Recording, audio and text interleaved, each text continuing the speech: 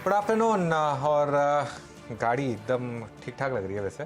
देखते हैं नेक्सॉन की ईवी पेट्रोल और डीजल तीनों वर्जन, और ख़ास तौर से जो नया ईवी वर्जन है उस पर पर्दा उठा। नेक्सॉन ईवी ने काफ़ी अच्छा काम किया वैसे, बट देखते हैं ये वर्जन कैसा रहता है। खैर, मार्केट पर आते हैं आज और बात करते हैं मार्केट की। और आज की जो हाईलाइट है वो है मिड कैप में स्टेबिलिटी।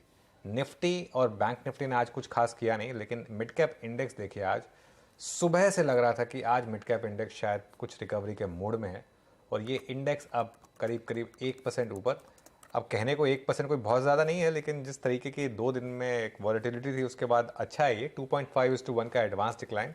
हालांकि निफ्टी और बैंक निफ्टी अभी भी उस कॉल राइटर्स के जोन में घूम रहे हैं और वहाँ से नीचे आए हैं। देखते हैं आखिरी के 1.5 घंटे में फिर किस तरफ मामला बैठता है। अच्छा Beeru, good afternoon. Good afternoon Anuj. तो कल हमने ऑफ कोर्स क्लोजिंग देखी थी ऐतिहासिक लेवल 20,000 के ऊपर। आज उसी के ऊपर ज्यादातर समय हमने बिताया है। एक्सपायरी के लिए लेवल कौन सा इंपॉर्टेंट रहेगा? क्या फिर कोशिश आपको लग रहा है वो लास्ट हाफ एन आवर में दिखेगी 20,100 के पार निकलने की?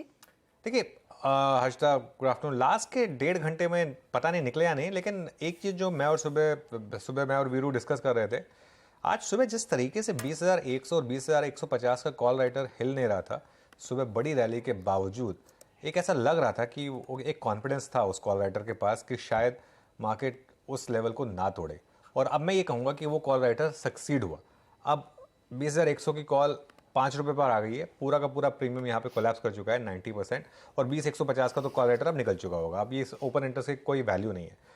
अब इंटरेस्टिंग होगा कि अगर यहाँ पर अब एक और रैली बनती है सेकेंड हाफ में, अगर बन भी जाए तो भी मुझे नहीं लगता कि अभी उस कॉल राइटर को कुछ फर्क पड़ेगा। वो अपनी पोजीशन कवर कर चुका होगा या कर लेनी चाहिए। 5 रुपये लास्ट के छोड़ भी दें अगर आप टेबल पर तो कोई फर्क पड़ता नहीं। लेकिन थोड़ा सा हायर लेवल पर कंसोलिडेशन, थोड़ा सा हायर लेवल पर रेजिस्टेंस है मार्केट में। ये 20,100 20,150 का जोन जो है 20,200 तक अगर उसको खींच दे, यहाँ थोड़ी रेजिस्टेंस है। एक बार ये निकलेगा फिर हर्षदा हम 20,500 की तरफ जाएंगे। ठीक है, इसमें कोई डाउट है नहीं मुझे कि 20,500 की तरफ हम जा रहे हैं, इसी सीरीज में जा रहे हैं, प्रोवाइडेड आप 19,850 19,900 डिफेंड करते रहें। तो अब जैसे डिप आ रही है, ये डिप है, अगर अगले 1 घंटे में एक्सपायरी की वजह से और डिप आ गई मान लीजिए, तो आपको मंथ एंड कॉल एक्यूमुलेट करने का एक मौका मिलेगा। 19,850 19,900 जब तक इंटैक्ट है तब तक लॉन्ग ही रहना है आपको, और हर डिप पर ऐड करना है। ये एक हमारी एक स्ट्रैटेजी है निफ्टी को लेकर। अब आइए बैंक निफ्टी पर। बैंक निफ्टी में आज थोड़ी सी प्रॉफिट टेकिंग है हायर लेवल से। अगेन 46,000 कल भी हम ब्रीच नहीं कर पाए थे, आज भी हम 46,000 डिसाइसिवली नहीं ब्रीच कर पाए। इंट्राडे में उसके ऊपर जरूर गए, 46,150 तक गए हम, लेकिन उसके बाद फिर नीचे आए यहाँ पर। और यहाँ पर अगर आप देखें तो 46,000 पर काफ़ी कॉल राइटिंग है, और 45,800 पर ये भी मतलब पुट राइटिंग भी काफ़ी है। तो ठीक है, मामला अभी निफ्टी बैंक निफ्टी में शायद थोड़ा स्टेबिलिटी का है, लेकिन जिस तरीके से आज मिड कैप्स रिकवर हुए हैं ये एक अच्छा साइन है। बस ये अगले और 2-3 दिन कंटिन्यू करना चाहिए। अगर ऐसा हुआ तो शायद एक कॉन्फिडेंस जो पूरी तरह से टूट गया था मिड कैप में 2 दिन पहले, वो लौटेगा। निफ्टी की जहाँ तक बात है, जैसा मैंने कहा, आज तो खैर कॉल राइटर्स ने वो डिफेंड कर लिया जोन, लेकिन इवेंचुअली टूटेगा ये 20,150 20,200, और मुझे लग रहा है जल्दी टूटेगा ऊपरी साइड पर, और 20,500 तक के भी लेवल्स आएंगे। अगर 19,850 के करीब लेवल टूट गया तब वो हमारी जो थ्योरी है वो नलीफाई होगी, लेकिन तब तक लॉन्ग ही रहें, उसी में फायदा है। तेजी की तरफ ही बैठे रहें जब तक 19,850 के ऊपर मार्केट है। होल्ड करें उस तेजी वाले ट्रेड को। Veeru, good afternoon. एक्सपायरी का दिन और वॉलेटिलिटी बढ़ती हुई दिखाई दे रही, लेकिन कौन से खास स्टॉक्स आपके रेडार पर आ रहे हैं? जी हर्षदा, कुछ स्टॉक्स जो मैंने कल भी मार्क किए थे और आज भी सुबह मार्क हुए थे, और जहां कॉन्फिडेंस है उसी स्टॉक्स को मार्क करूंगा यहाँ पे।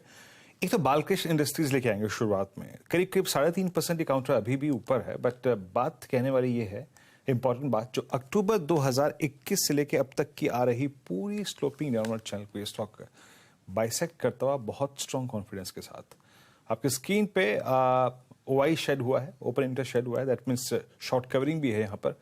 बट मैं अगर पूरे टाइम फ्रेम में देखूं अक्टूबर 2021 से लेकर अभी तक, और प्लस मार्च 2023 से लेकर अब तक, एक टिपिकल फ्लैग स्क्रीन पे स्क्रीन पे 2492 का भाव है स्क्रीन पर, ये भाव प्लस इसको मॉनिटर करेंगे क्लोजिंग में। बहुत अच्छा प्राइस बिहेवियर यहाँ पे। उसके बाद बालकृष्ण इंडस्ट्रीज के बाद एक लेके आता हूं मैं, यूनाइटेड स्पिरिट्स। ये सुबह हालांकि ट्रेड मार्क हुआ था और आपकी स्क्रीन पे अभी भी डी हाई की ट्रेजेक्टरी में 1058 पे। इसमें भी ओआई ऑप्शन बिहेवियर, साथ ही साथ 1060 की ट्रेजेक्टरी में थोड़ी सप्लाई आती है, बट नजर रख के चलिएगा इस स्टॉक पे। अच्छा मोमेंटम है इस काउंटर में सुबह से ही। और 10 डे एक्सपोनेंशियल रेंज से एक पुल बैक लिया था और सस्टेन करता हुआ हायर लेवल्स को। यूपीएल यहां जिक्र करूंगा जिसका मोमेंटम काफी अच्छा खासा है। सुबह ही बातचीत हुई थी कि ये आज अपने 50 डे एक्सपोनेंशियल मूविंग एवरेज को बाइसेक्ट कर रहा है पोस्ट 8 मई 2023। ओआई एडिशंस पे मत जाइएगा, यहाँ पे थोड़े बहुत डेटा यहाँ पे गलत भी हो सकते हैं, बट मैं जो एग्जैक्टली ऑप्शन डेटा और फ्यूचर डेटा जो मेरे स्क्रीन पे उसके मुताबिक बताऊं तो यहाँ पे काफी अच्छा खासा एडिशन हुआ है और ऑप्शन एक्टिविटी काफी स्ट्रॉन्ग है यूपीएल में। और इसकी जो हायर साइज की कॉल ऑप्शन है 630 के ऊपर की वहां पे काफी बिल्डअप नजर आ रहा है यूपीएल केमिकल स्पेस में। और एक एलआईसी हाउसिंग फाइनेंस जो कि मैंने कल क्लोजिंग में भी मार्क किया था, आज सुबह भी मानस ने स्ट्रेट को पिक किया था ओपनिंग के बाद तुरंत ही, एक इस पर भी नजर रखिएगा। आज इंट्राडे में स्विंग दिया इसने 470 तक का, लेकिन ये इसके इस दौर की हाईएस्ट ट्रैजेक्टरी पोस्ट अगस्त 2021 अब तक के सबसे हाईएस्ट लेवल पर ट्रेड करता हुआ। हर्षदा, थोड़ा कम स्टॉक्स है मेरे पास, लेकिन 4-5 स्टॉक्स जो कि कॉन्फिडेंस के साथ हैं वो यही थे। जी हाँ, मार्केट भी वैसा ही है कि कुछ स्पेसिफिक काउंटर्स में ही सबसे ज्यादा एक्शन बनता हुआ दिखाई दे रहा है और कुछ और ट्रेंडिंग काउंटर्स ऐसे आपकी स्क्रीन पर लेकर आते हैं जहां पर आपको तेजी और मंदी दोनों के ट्रेड्स दिखाई देंगे। लेकिन खरीदारी देखिए, यूपीएल जो वीरू मेंशन कर रहे थे वहां पर साफ देखने को मिली। आज मेटल्स पर फोकस आया है। हिंडाल्को 3.5% ऊपर, वहां टाटा स्टील में करीब 1.5% तक का इजाफा और ओएनजीसी जैसे ट्रेड्स हैं जो आज फिर खरीदारी के पक्ष में ही बैठ रहे हैं, करीब 2% का इजाफा। मेटल से जुड़ा हुआ एनएमडीसी भी आपके सामने 4% ऊपर है, तो सेल भी आप देखिएगा तेजी से 100 की तरफ बढ़ रहा है, 2% के गेन्स। चीनी कंपनियों में फिर रुझान बढ़ता हुआ और आज एक और रिपोर्ट आई है जहां पर ज्यादातर कंपनियों के टारगेट्स बढ़ गए हैं। बलरामपुर चीनी 4% के गेन्स दिखा रहा है और बाकी शुगर पैक में भी अच्छी रफ्तार बनी है। और चोला इन्वेस्टमेंट जिसकी हम बात लगातार करते आए हैं इस मंच पर, वहां 3% के गेन्स देखने को मिले हैं। मुनाफा वसूली कहा है एशियन पेंट। एशियन पेंट के लिए हम कल भी बात कर रहे थे, कच्चे तेल के उबाल का एक थोड़ा सा नेगेटिव इंपैक्ट रहता है, लेकिन ज्यादा इंपैक्ट यहाँ पर यह आएगा कि आदित्य बिरला ग्रुप जो अपना नया ब्रांड अनवेल कर रही है बिरला ओपस पेंट बिजनेस में, वो चैलेंजर साबित हो सकता है एशियन पेंट के लिए। 1.5% का नुकसान यहां। आईटीसी में मुनाफा वसूली, एल्केम आरती इंडस्ट्रीज है, दूसरे ट्रेड्स हैं जहां पर कुछ कुछ मुनाफा वसूली के अंश देखने को मिले हैं आज। अब ऐसे में आपकी क्या ट्रेडिंग रणनीति हो, हमारे साथ हमारे जानकार जुड़ रहे हैं, उनसे बातचीत करेंगे डिटेल में। फंडामेंटल्स पर जेएम फाइनेंशियल के आशीष चतुर्मोता, टेक्निकल कॉल्स के लिए प्रकाश काबा, मानस जायसवाल, शिल्पा राउत, प्रशांत सावंत और रचना वैद हैं। 2:20 पर आज सेक्टर स्कैन में रियल एस्टेट कंपनियों की बातचीत होगी, जहां पर आपको ध्यान रहे 5,200 करोड़ में वर्डली में बॉम्बे डाइंग ने अपनी जमीन बेची है। इस पर्टिकुलर बड़ी डील का पूरे बॉम्बे के मार्केट और रियल एस्टेट इंडस्ट्री पर क्या इम्पैक्ट आएगा, इस पर भी फोकस रहेगा हमारा। और ओवरऑल जो हमने देखा अच्छी खासी रजिस्ट्रेशंस देखने को मिली पिछले महीने, उस सब पर बात करेंगे। कीस्टोन रियल्टर्स यानी कि रुस्तम जी बिल्डर्स के बमन रुस्तम ईरानी से होगी डिटेल में चर्चा। फिर 2:30 बजे ऑटो एंसिलरी स्टॉक्स पर हमारी नजरें रहेंगी। यहाँ पर क्या चल रहा है, क्या ट्रिगर पॉइंट्स है, सुमित से जानेंगे। 2:40 पर 4 का चौका, सस्ता ऑप्शन शिल्पा रावत तैयार करेंगी, प्रशांत सावंत देंगे एफएनओ का सुपरस्टार। रचना वैद से जानेंगे चार्ट का चमत्कार, मिड कैप फंडा आशीष चतुर्मोता के जिम्मे है। 2:45 पर फोकस रहेगा फुटसी की रीबैलेंसिंग पर, कहां पर कितना मनी फ्लो, क्या रीबैलेंसिंग का इम्पैक्ट रहेगा, विवेक अय्यर को जोड़ेंगे। 2:50 पर मार्केट बिग वॉइस में आनंद राठी ग्रुप के को फाउंडर और वाइस चेयरमैन प्रदीप गुप्ता से होगी बातचीत। और फिर 3:10 पर लेकर आएंगे आपके लिए बीटीएसटी या एसटीबीटी ट्रेड्स और ऑफ कोर्स क्लोजिंग की रणनीति। ओके, चलिए फिर ट्रेड्स की शुरुआत करते हैं, क्योंकि निफ्टी फिर से थोड़ा स्लिप होता हुआ इस समय 20,050 के नीचे, और निफ्टी बैंक भी करीब 40 पॉइंट नीचे, डे लो पर एक्चुअली अब हम निफ्टी पर और निफ्टी बैंक पर। थोड़ा वीकली एक्सपायरी का इम्पैक्ट। गुड आफ्टरनून गाबा सर, बताइए इस समय की ट्रेड। गुड आफ्टरनून देव। इस समय का ट्रेड वो है यूपीएल। इस पे एक बाउंस खेल रहे हैं हम यूपीएल में। काफी ड्रॉप हुआ फ्रॉम 700 टू अंडर 600, स्ट्रेच हो गया डाउन साइड, अब ये बाउंस है। ट्रेड कर रहा है 631 के आसपास, स्टॉप होगा 625 पर, 6 रुपए। कहां तक जा सकता है? 650 तक जो मेरा टारगेट है। लेकिन आज नहीं सोचना चाहिए, आज कल और परसों देंगे तो 650 पॉसिबल है यूपीएल में। Very minimum stop loss of 625। तो यूपीएल को ही राइड करें आप, टारगेट रखेंगे 650 का, 625 का स्टॉप लॉस सकावास आपकी पसंद है ये। शिल्पा, आफ्टरनून बताइए आपका ट्रेड। जी, मेरा ध्यान अभी एसआरएफ में है। SRF फ्यूचर्स ट्रेड कर रहा है 2405 पे अभी। यहाँ पे 2380 के स्टॉप लॉस से आप 2470 तक के टारगेट एक्सपेक्ट कर सकते हैं। आप इसको ऑप्शंस के थ्रू भी प्ले कर सकते हैं बिकॉज अभी थोड़ा मार्केट वोलेटाइल है। तो यहाँ पे SRF का 2400 at the money call option भी रफली 54-55 में अभी चल रहा है, आप इसमें पार्टिसिपेट कीजिए। स्टॉप लॉस 40 का रखिए और टारगेट्स यहाँ पे मुझे 80 तक भी आप यहाँ पे देख सकते आते हुए। ओके SRF अभी की अब तक की जो हमारी पैनलिस्ट की जो पिक है उसमें केमिकल्स का जो लोचा है वो पूरी तरीके से प्रभावशाली है। SRF आपने पिक किया। शिल्पा जी आप चलते हैं मानस जी के पास। मानस जी आप क्या पिक कर रहे हैं? वीरेन जी, बालकृष्ण इंडस्ट्रीज पे ध्यान देना चाहिए क्योंकि यहाँ पर स्टॉक ने हायर टॉप हायर बॉटम से कंफर्मेशन दिया है।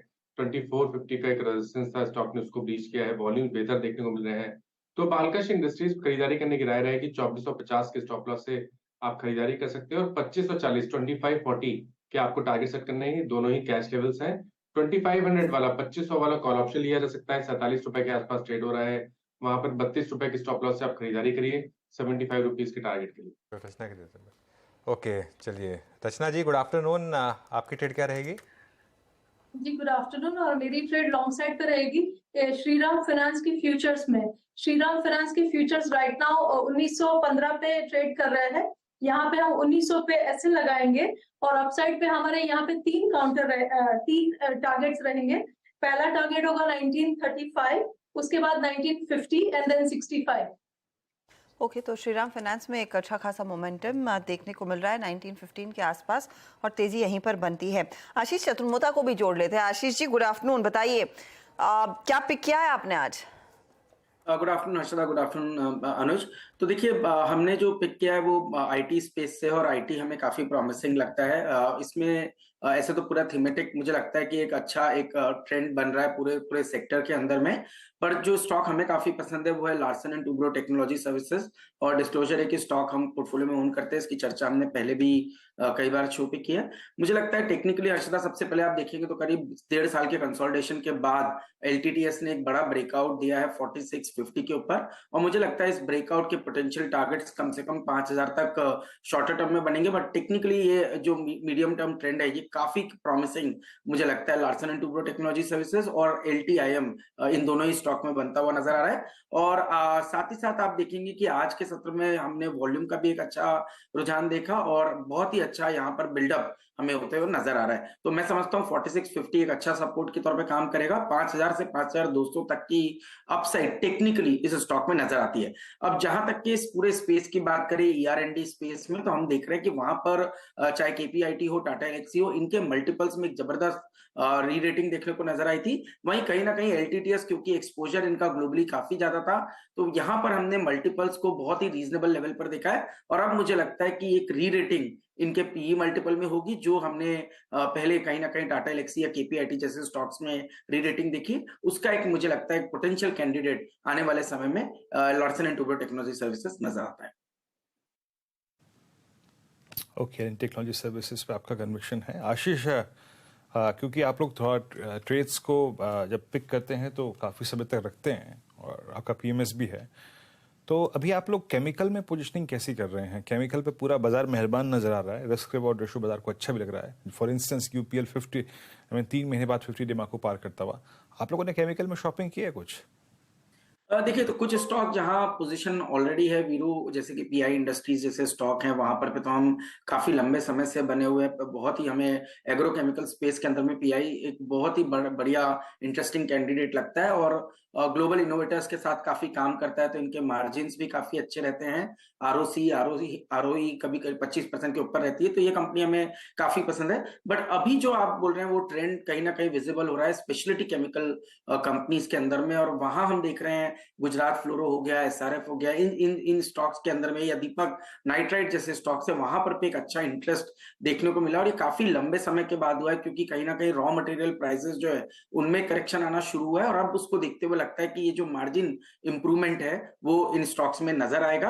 हालांकि इस समय पे एक्सपोजर नहीं है बट डेफिनेटली ये जो स्टॉक्स हमने चर्चा की ये हमें काफी पसंद है। या हम कहीं ना कहीं इसको एक सॉफ्ट कवरेज में रखते हैं और हो सकता है कि आने वाले दिनों में इनमें कहीं पोजीशन भी बनाए। बट डेफिनेटली मुझे लगता है है from a pure fundamental perspective Gujarat Fluoro या एसआरएफ जैसे स्टॉक जो कि फ्लोरीन बेस्ड केमिस्ट्री के अंदर में काफी अच्छा काम कर रहे हैं, वहां पर भी एक अच्छी मार्जिन इंप्रूवमेंट होते हुए इस क्वार्टर में तो नहीं पर इसके अगले क्वार्टर के बाद हमें नजर आती है और शायद मार्केट उसी को एंटिसिपेट करके अब यहाँ पर एक पोजिशनिंग करता हुआ नजर आ रहा है। ओके, जी एंटरटेनमेंट देखते हैं एक बार। 2% नीचे ये स्टॉक। कुछ न्यूज़ फ्लो आज नेगेटिव रहा है जी के अगेंस्ट। एनसीएलटी ने जो अप्रूवल दे दिया था, अब उसके अगेंस्ट एपेलेट ट्राइब्यूनल यानी कि एनसीएलटी में वो लेंडर्स गए, और वो प्रिंसिपल लेंडर भी नहीं है, लेकिन उन्होंने वो एडमिट कर लिए वो अपील। इसकी वजह से आज स्टॉक पे थोड़ा प्रेशर। साइमल्टेनियसली वो सैट वाला मामला चल ही रहा है, वो पुनीत गोयनका वाला, तो इसकी वजह से भी थोड़ा इशू। आशीष, गुड आफ्टरनून। जी पर कोई व्यू आपका? तो अनुज, अगेन डिस्क्लोजर की स्पेस हमारी कोई पोजीशन नहीं है, और हमें लगता है कि देखिए वैल्यू टर्म में काफी बार ये डिस्कशन हुआ है कि बहुत ही वैल्यूएशन कंफर्टिंग है और कंपनी के अंदर में री रेटिंग हो सकती है, बट कहीं ना कहीं जो ओवरहैंग हमेशा रहता है, इसके बलते एक रैली आती है, फिर स्टॉक एक शॉर्टर टर्म मूव देता है, फिर कंसोलिडेशन में जाता है। मैं इतना जरूर समझता हूं जो टेक्निकली हम देख रहे हैं कि इसमें अब एक इंटरेस्ट तो बन चुका है और बाय ऑन डिप का एक कैंडिडेट रहेगा। अभी तो शॉर्ट टर्म सेलिंग आई है जो 290 से शुरू हुई है, 270 पे आई है, हो सकता है वो एक्सटेंड हो जाए 260 255 तक के भी लेवल प्रेशर में देखने को नजर आए। बट उसके बावजूद भी मुझे लगता है अनुज, स्टॉक में जिस तरह से अब एक इंटरेस्ट बन गया है, आप देखेंगे, और इलेक्शन ईयर है आने वाले साल में, तो काफी ज्यादा एड की रेवेन्यू बढ़ सकती है, तो ये सबको ध्यान में रखते हुए एक बाय ऑन डिप का कैंडिडेट रहेगा। 260 255 मेरे हिसाब से एक बहुत स्ट्रॉन्ग सपोर्ट के तौर पर काम करेगा। जब तक ये लेवल्स ब्रीच ना हो तब तक मुझे लगता है कि कोई बड़ी वीकनेस या बहुत ज्यादा एक ट्रेंड रिवर्सल इसके अंदर देखने को नजर नहीं आएगा आपके लिए जी। और ये इनफैक्ट जी अनफॉर्चुनेटली गले की हड्डी बनी हुई है, क्योंकि बार बार आपको लगता है कि गाड़ी आगे बढ़ेगी, लेकिन वहीं का वहीं मामला फंसा हुआ है। तो किसी दिन रिलीफ आता है, किसी दिन दबाव देखने को मिलता है। अच्छा, थोड़ा सा एक्सेस शिफ्ट करते हैं और मेटल्स की तरफ आते हैं। और मेटल काउंटर्स में आप देखिएगा एनएमडीसी, जिसने ऑफ कोर्स अपने आयरन ओर की कीमतों पर एक अपडेट आज सुबह में दिया। दूसरी तरफ आयरन ओर के प्राइसेस चाइना में मेरे ख्याल में 5 महीनों के हाईस पर ट्रेड करते हुए दिखाई दिए थे, तो वहां से भी थोड़ा सा फ्यूल होती है ये तेजी एनएमडीसी की। लेकिन इसके सामने टाटा स्टील देखिए, हिंडाल्को जैसा ट्रेड देखिए, अच्छी खरीदारी बनती दिखाई दे रही है। रचना, एनएमडीसी हिंडाल्को पर टेक्निकली क्या व्यू है आपका? क्या एक ट्रेड आपने आज लिया है? जी, टेक्निकली जहां तक बात है एनएमडीसी की, अगर पहले बात करें, एनएमडीसी में जो मूवमेंट आई है, 2 दिन से स्ट्रॉन्ग मूवमेंट चल रही है। और यहाँ पे अगर आप थोड़ा सा टाइम फ्रेम को वाइडन करके देखें तो ये काफी टाइम के फॉल के बाद एक कंसोलिडेशन के बाद शुरू हुई मूवमेंट है, करीब करीब 130 से शुरू हुई थी, और ये आगे फर्दर डेफिनेटली जा सकती है। मेटल एज अ सेक्टर भी ओवरऑल आगे डेफिनेटली जा सकता है, तो यहाँ पे हर डिप में खरीदारी करते रहना चाहिए। एंड एनएमडीसी में जब तक 135 होल्ड करेगा लेवल, तो ऊपर वाली साइड पे ये काउंटर बहुत ही जल्दी हमें 160-65 की तरफ जाता हुआ नजर आ सकता है। जहां तक हिंडाल्को की बात है, हिंडाल्को ने तो आज बिल्कुल ही अपनी चमक जोर शोर से दिखाई है। यहाँ पे ये काउंटर जब तक 482 के ऊपर बना रहेगा, तब तक यहाँ पे भी चांसेस है कि ये अपने पास्ट हाइस को निकाल के करंट लेवल के आजू बाजू ही पास्ट में रेजिस्टेंस आया था अराउंड जनवरी 23 में, तो वो अब निकाल के 515 और 525 की तरफ ये काउंटर भी हमें विद इन अ वीक और 2 जाते हुए दिख सकता है। हिंडाल्को मेटल्स में, और जो ट्रेड्स अभी तक इस पैनल में लिए हैं उसमें यूपीएल अब देखिए 633 पे आ गया। अभी मानस ने पिक किया था, मेरे ख्याल से मानस या प्रकाश सर ने पिक किया था, अब डे हाई पर आ गया वो। स्विंग मेरे स्क्रीन पे एक मात्र स्टॉक वही है जो इस वक्त सबसे स्ट्रॉन्ग दे रहा है। दूसरा स्टॉक जो कि एक अच्छे स्विंग दे रहा है, दैट्स एमएनएम। कुछ देर में हम ऑटो पे और डेडिकेटेड डिस्कशन करेंगे, लेकिन इस वक्त अगर आप एमएनएम को देखें, इट्स 1565 डे हाई पर। शिल्पा जी, एमएनएम पे आपका टेक, ये अपनी हायर ट्रेजेक्ट्रीज मतलब जो जुलाई, अगस्त, सितंबर, इस 3 महीने से ये एक एफर्ट कर रहा है इस 1590-1600 की ट्रेजेक्ट्री को पार करने का, हालांकि सक्सीड नहीं हो पाया अभी तक। आज के इस प्राइस मूव पर आपका व्यू शिल्पा जी, और कोई ट्रेड लग रहा है पॉसिबल आपको यहाँ पे? मैंने M&M शॉर्टलिस्ट किया था चार के चौके के लिए यहाँ पे 1600 का कॉल ऑप्शन, लेकिन अभी भी इसको हम लोग इसमें पार्टिसिपेट कर सकते हैं। मुझे लगता है कि ऐसे मार्केट में भी M&M जिस तरह से एक स्ट्रेंथ दिखा रहा है और जैसे ही अप्रोच कर रहा है 1580 1590 जोन्स, शायद इस बार ये आपको 1600 के ऊपर ही एक बार ट्रेड करके दिखाएगा। तो यहाँ पे जो 16 रुपीज़ वाला 1600 का जो कॉल ऑप्शन है रफली अभी 16 रुपये में चल रहा है, तो आप इसमें पार्टिसिपेट कीजिए। स्टॉप लॉस 8 रुपये का रखिए। मुझे लगता है यहाँ पे आपको आराम से 30 के ऊपर भी टारगेट्स आते हुए दिखेंगे। अच्छा, इस बीच एक आप हीरो मोटर को आप लेके आइए, क्या कर रहा है अभी, करे ना करे, लेकिन हम आपको कुछ करके दिखाते हैं। एक बार एक तस्वीर दिखाइए हर्षदा, आपने देखी है इमेज, वो तस्वीर आपकी स्क्रीन पे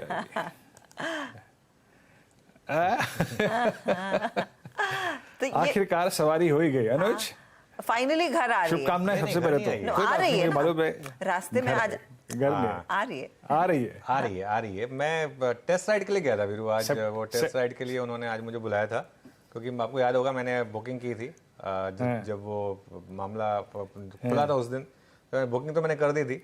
आज टेस्ट राइड के लिए गया था मैं, और अच्छी लगी मुझे टेस्ट राइड में, तो अच्छी लगी। और काफ़ी घुमा फिरा के मैं 15-20 मिनट तक इसको यहीं पे हमारे ऑफिस के बगल में ही है एक्चुअली शोरूम इनका, तो वहाँ से लेके उसको पूरा बर्ली सी फेस की तरफ ले जाके वहाँ पे एक राइड लेके मैं आया था इसकी, और अच्छी लगी मुझे। और मतलब मेरे ऊपर सूट कर रही थी। मैंने ये नोटिस किया कि वो हाइट वाइट जो है जितनी होनी चाहिए एग्जैक्टली, कोई बहुत ज़्यादा बल्कि भी नहीं है, ऐसा नहीं है कि बहुत बड़ी है। वैसे वहाँ पे मैंने हार्ली की इनकी वो जो फ्लैगशिप बाइक है वो भी देखी, वो तो ऑब्वियसली सिर्फ देख के लग रहा था कि ये तो पता नहीं कभी ज़िंदगी में अफोर्ड कर पाएंगे या नहीं कर पाएंगे।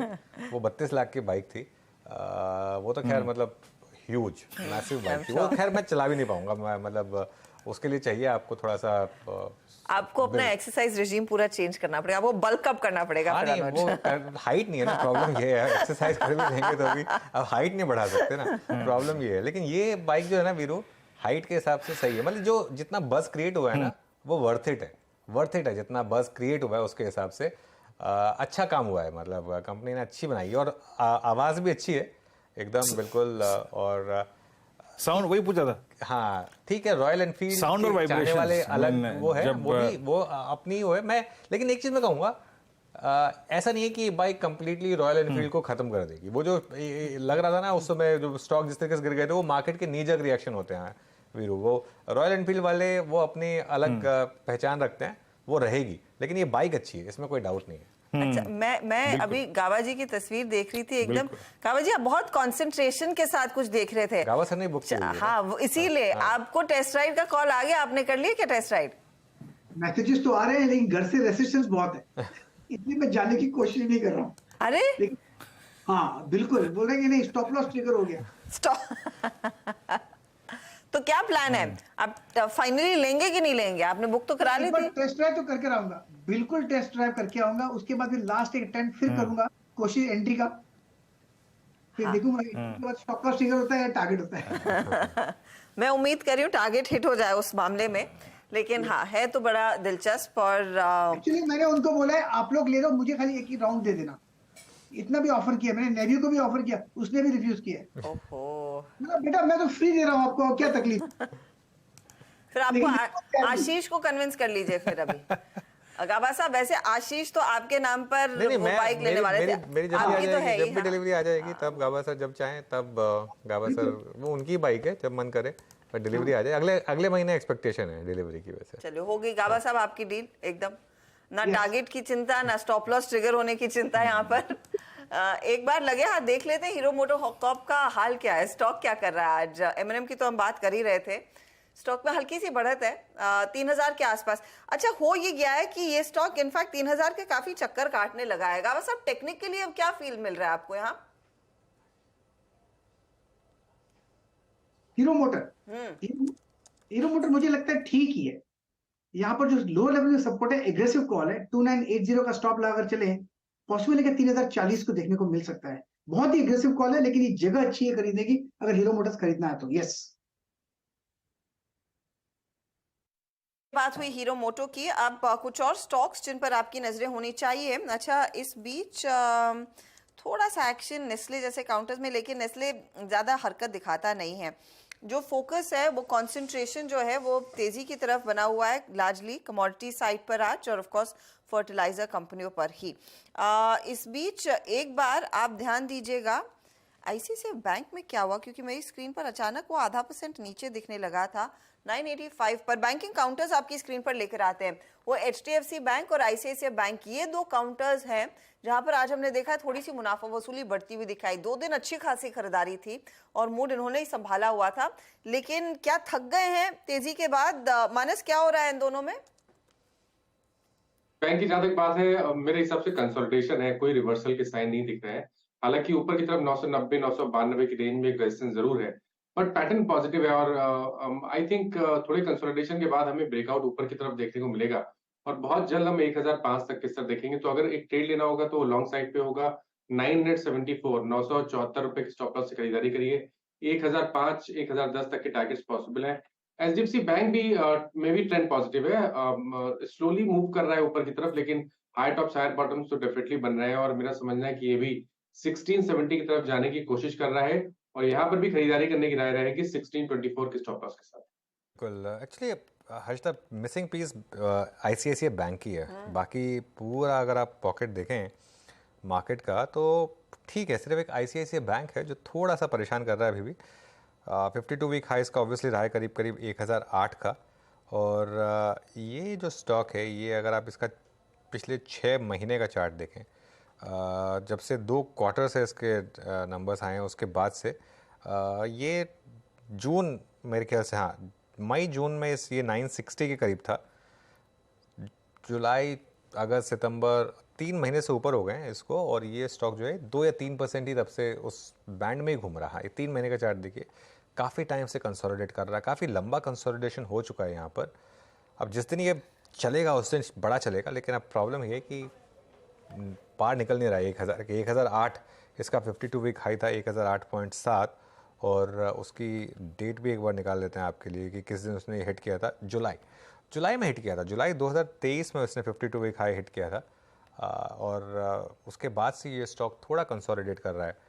आशीष, आपके पीएमएस में होगा आई एम अज्यूमिंग ये स्टॉक, आपके हिसाब से क्यों अंडर परफॉर्मेंस आ रही है? और अगेन अंडर परफॉर्मेंस बहुत ही रीसेंट है, ऐसा नहीं है कि ऑब्वियसली लॉन्ग टर्म में काफ़ी बड़ा आउट परफॉर्मर रहा है, लेकिन जस्ट नियर टर्म में अंडर परफॉर्मेंस रही है यहाँ पर। जी, तो मेरे हिसाब से अनुज, पहले डिस्क्लेमर बिल्कुल की पोर्टफोलियो में है और one of the top holdings के अंदर में है, और हमारा मानना है कि ये अंडर परफॉर्मेंस बहुत ही शॉर्ट टर्म टेम्पररी है। स्टॉक ने मीडियम टू लॉन्ग टर्म में सबसे अच्छा आउट परफॉर्मेंस भी क्रिएट किया। आपने देखा होगा लास्ट 2 साल या 1 साल के अगर से ट्रेजेक्ट्री में आप आईसीआईसीआई को किसी भी प्राइवेट बैंक्स के कंपैरिजन में देखें लार्ज कैप के अंदर में, तो सबसे अच्छा परफॉर्मेंस आईसीआईसीआई बैंक से आया। और मुझे लगता है कंसोलिडेशन फेज है जिसके अंदर में भी पिछले कुछ दिनों में एक एक्शन आया और लास्ट 3 दिनों का ये कंसोलिडेशन है। मेरे हिसाब से इवेंचुअली ये स्टॉक अब आपको 1050 की ट्रेजेक्ट्री में जाता हुआ नजर आएगा। बहुत अच्छा बेस यहाँ बन चुका है, रिस्क रिवॉर्ड फेवरेबल है, और 960 970 पे स्टॉक ने बड़ा ब्रेकआउट ऑलरेडी वीकली चार्ट्स पर दिखा चुका है। अब जहां तक अंडर परफॉर्मेंस का सवाल है तो उसका 2 कारण ये रहे कि एक तो एचडीएफसी बैंक के अंदर जो ओवरहैंग बना हुआ था वो कहीं ना कहीं जाता हुआ नजर आ रहा है, और उसकी वजह से मार्केट की जो एक पोजीशनिंग थी सिग्निफिकेंट ओवरवेट आईसीआईसीआई बैंक, और कहीं ना कहीं थोड़ा पोजीशन को एचडीएफसी बैंक में पिछले 6 से 12 महीनों में कम किया गया था।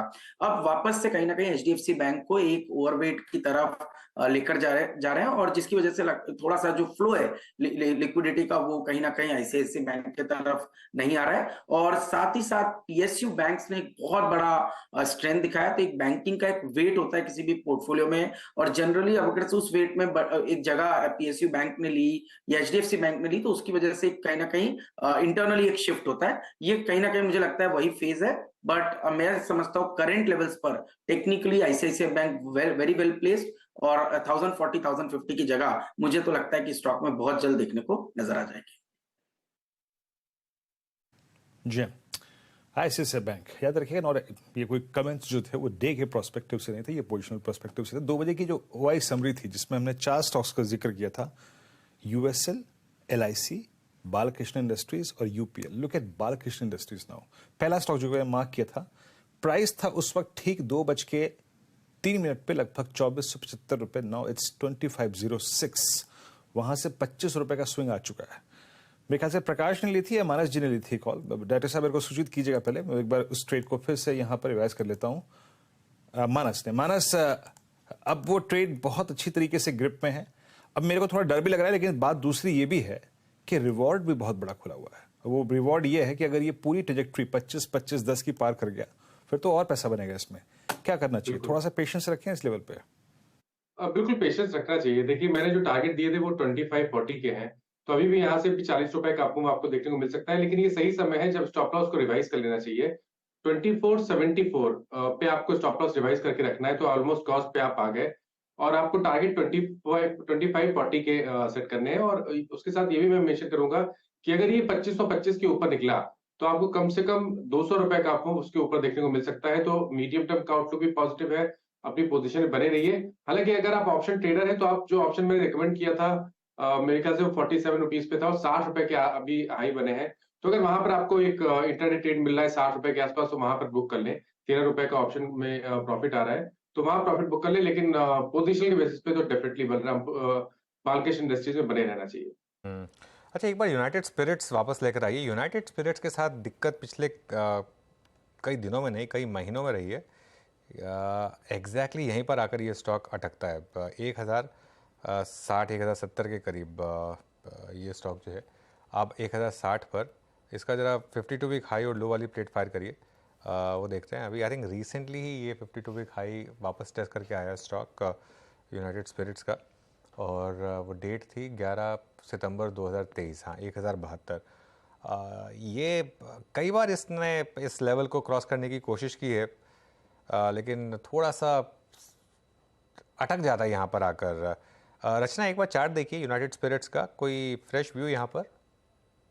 जी, वो सही बात है आपकी, अटक रहा है इस लेवल पे।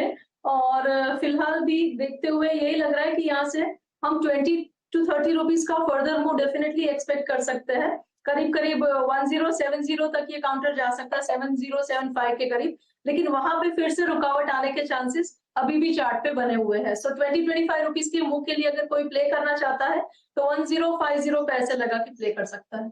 ओके, चलिए अब एक काम करते हैं, मुंबई के रियल एस्टेट मार्केट की बात करते हैं। ये मार्केट चमक रहा है। पहले अगस्त में घरों की रिकॉर्ड बिक्री की खबर आई, तो अब बॉम्बे डाइंग ने मुंबई में ज़मीन बेचने के लिए बड़ी डील की है, और इस लैंड डील के बाद बॉम्बे डाइंग के शेयर में आज ज़ोरदार तेज़ी हुई है। दूसरी रियल एस्टेट कंपनियों में भी बहुत शानदार तेज़ी रही है। और ये देखिए, ये जो डील है इसका साइज़ बहुत बड़ा है। ये जो डील वर्ली में बॉम्बे डाइंग की है। अब यहाँ पर क्या समीकरण बन रहे हैं, और इस पर खास चर्चा के लिए हमारे साथ कीस्टोन रियल्टर्स के CMD बोमन रुस्तम ईरानी जुड़ गए हैं। और कीस्टोन रियल्टर्स ऑब्वियसली जो रुस्तम जी के नाम से रियल एस्टेट ब्रांड जो मुंबई में काफ़ी फेमस है, जो और उनकी काफ़ी प्रॉपर्टीज़ हैं एक्चुअली इसी एरिया में, प्रभा देवी, वर्ली, ये पूरे के पूरे एरिया में। बोमन जी, गुड आफ्टरनून। आफ्टरनून जी। बहुत बड़ी डील, और ये एक तरीके से बता रही है कि रियल एस्टेट मुंबई की अभी भी उतनी ही हॉट है जितनी खैर हमेशा रही है। लेकिन आपके फर्स्ट कमेंट्स ये इतनी बड़ी डील पर क्या इंडिकेट कर रही है? देखिए, पहली बार नहीं है कि इतनी बड़ी डील हुई है अनुज जी। ये जो डील है, इसके पहले भी सुमिटोमो ने काफी कॉन्फिडेंस मुंबई के मार्केट में दिखाया हुआ है, और ये जापानीज कंपनी है जो यहाँ पे काफी कमर्शियल डेवलपमेंट करना चाहती है। उन्होंने BKC में भी 2 बड़े बिड्स उठाए हैं, और वहाँ पे भी वो कमर्शियल डेवलपमेंट करेंगे। मेरा ये मानना है, जापानीज कंपनी जब कोई जगह में लॉन्ग टर्म व्यू लेती है तो काफी स्टडीड होती हैं वो, और ये डील के होने से वो पूरा जो एरिया है आपका वर्ली, लोअर परेल, उसमें काफी अच्छी स्फूर्ति आएगी, और आगे चल के it is a good development for the city also. और इसके लिए काफी सारे रीजंस हैं। एक तो सबसे ज्यादा बड़ा रीजन ये है कि मुंबई की जो इंफ्रास्ट्रक्चर में आज की तारीख में गवर्नमेंट ने एक्सपेंस किए हैं, और जिस तरह से उनके प्लान्स हैं पूरे मुंबई को एक तरह से करीब लाने के लिए, उसकी वजह से काफी इंटरेस्ट आ गई है लोगों के बाइंग में। आप अगर देख सकते हो तो रेजिडेंशियल सेल्स भी काफी अच्छे हुए हैं, as you have just said, अगस्त में जो हाईएस्ट सेल्स हुए थे, और कमर्शियल की भी रिक्वायरमेंट बढ़ती जा रही है। बिल्कुल। आपका एक बहुत बड़ा प्रोजेक्ट वहाँ पर बगल में ही है ऑलमोस्ट, प्रभा देवी में रुस्तम जी क्राउन, क्या वहाँ पर भी रिसेंटली प्राइस इंक्रीज हुए हैं? मुंबई में आप देखेंगे तो प्राइस इंक्रीज काफी डेवलपर्स ने बहुत कंट्रोल्ड किया है। कोई भी ऐसा ट्राई नहीं कर रहा है कि just to get a higher price आगे बढ़ाए, but obviously inflation related prices, जो मटेरियल्स की बढ़ोतरी से प्राइसेस और ओवरऑल जो सप्लाई डिमांड की सिचुएशन से प्राइसेस बढ़े हैं, वो बढ़े हैं। बट आप प्राइस ग्रोथ की जगह अगर आप वेलोसिटी ग्रोथ को देखें तो आई विल बी हैप्पियर, क्योंकि एवरी गुड डेवलपर जो चाहता है कि उसके पास वेलोसिटी रहे। जो गेम जो ये हमारी बिजनेस की जो एक पॉलिसी थी, गेम थियरी जिसको कहते हैं, वो काफी चेंज हुई है और आज की तारीख में डेवलपर्स जो हैं उनको वेलोसिटी से ज्यादा इंटरेस्ट है। They like to come into a project and have better sales rather than just a higher price. उस पर मैं आपसे डिटेल में एक रफ आइडिया लेना चाहूंगी बमन, लेकिन कंसिडरिंग आपने ये सुमिटोमो का जिक्र किया और प्राइमरीली उनकी जो भी अधिग्रहण हुए हैं वो कमर्शियल साइट पर ही रहे हैं, तो कमर्शियल प्रॉपर्टी के रेट्स में आपको क्या अंदाजा है इस तरह की बड़ी डील का क्या इम्पैक्ट पड़ेगा? क्योंकि आपने कहा builders have been largely cautious कि इतना ज्यादा प्राइस हाइक नहीं कर रहे हैं, क्योंकि आप ऑफ कोर्स अपनी वेलोसिटी को भी बढ़ाना चाहते हैं। ये कमर्शियल साइड पर क्या हरकत देखने को मिल रही है प्राइसेस की? अर्शिदा थैंक यू, बट वो मैंने कमर्शियल प्राइसेस जो बढ़ोतरी नहीं हो रही, वो कंट्रोल्ड एक एनवायरनमेंट है, नॉट कॉशियस। डेवलपर्स ये जानते हैं कि बेसिकली प्राइस हाइक करने से वेलोसिटी इफेक्ट हो सकती है, और जैसे मैंने पहले कहा हमारे डेवलपर्स चाहते हैं कि वेलोसिटी अच्छी रहे, टर्नओवर अच्छा रहे, जिससे वॉल्यूम बढ़ता रहे। दूसरी बात आपने जो पूछी, कमर्शियल डेवलपमेंट्स की बढ़ोतरी काफी हो रही है। आपने देखा होगा बीकेसी एरिया में भी एनएमएसीसी एक बहुत बड़ा डेवलपमेंट हुआ है, जिससे एक चांद जिसे कहते हैं star on top of that entire area लग गया है। बीकेसी में इतने सारे नए एक्सेस रूट्स आ गए हैं। आप देखेंगे तो वर्ली एरिया जहाँ पे ये डील हुई है, उस एरिया में भी इंफ्रास्ट्रक्चर की काफी ग्रोथ रही है। There is that entire road जो सीलिंग से जाके सीधा MTHL तक जाने वाला है। ये सारा इंफ्रास्ट्रक्चर की ग्रोथ की वजह से ही मुंबई में आप देखेंगे फ्यूचर में commercial development and residential development की काफी बढ़ोतरी होगी। बबन, अगस्त का हम डेटा पढ़ रहे थे और रिकॉर्ड हाई सेल्स देखने को मिली थी। अगर आप हमें अंदाजा दे सके, अब ये जो नए घर लोग खरीद रहे हैं वो क्या प्राइमरीली लग्जरी हाउसिंग ही है, क्योंकि वहीं पर सबसे ज्यादा ग्रोथ हमने दूसरे मार्केट्स में भी आती देखी है। मुंबई के मार्केट में कहां पर सबसे ज्यादा सेल्स हैं?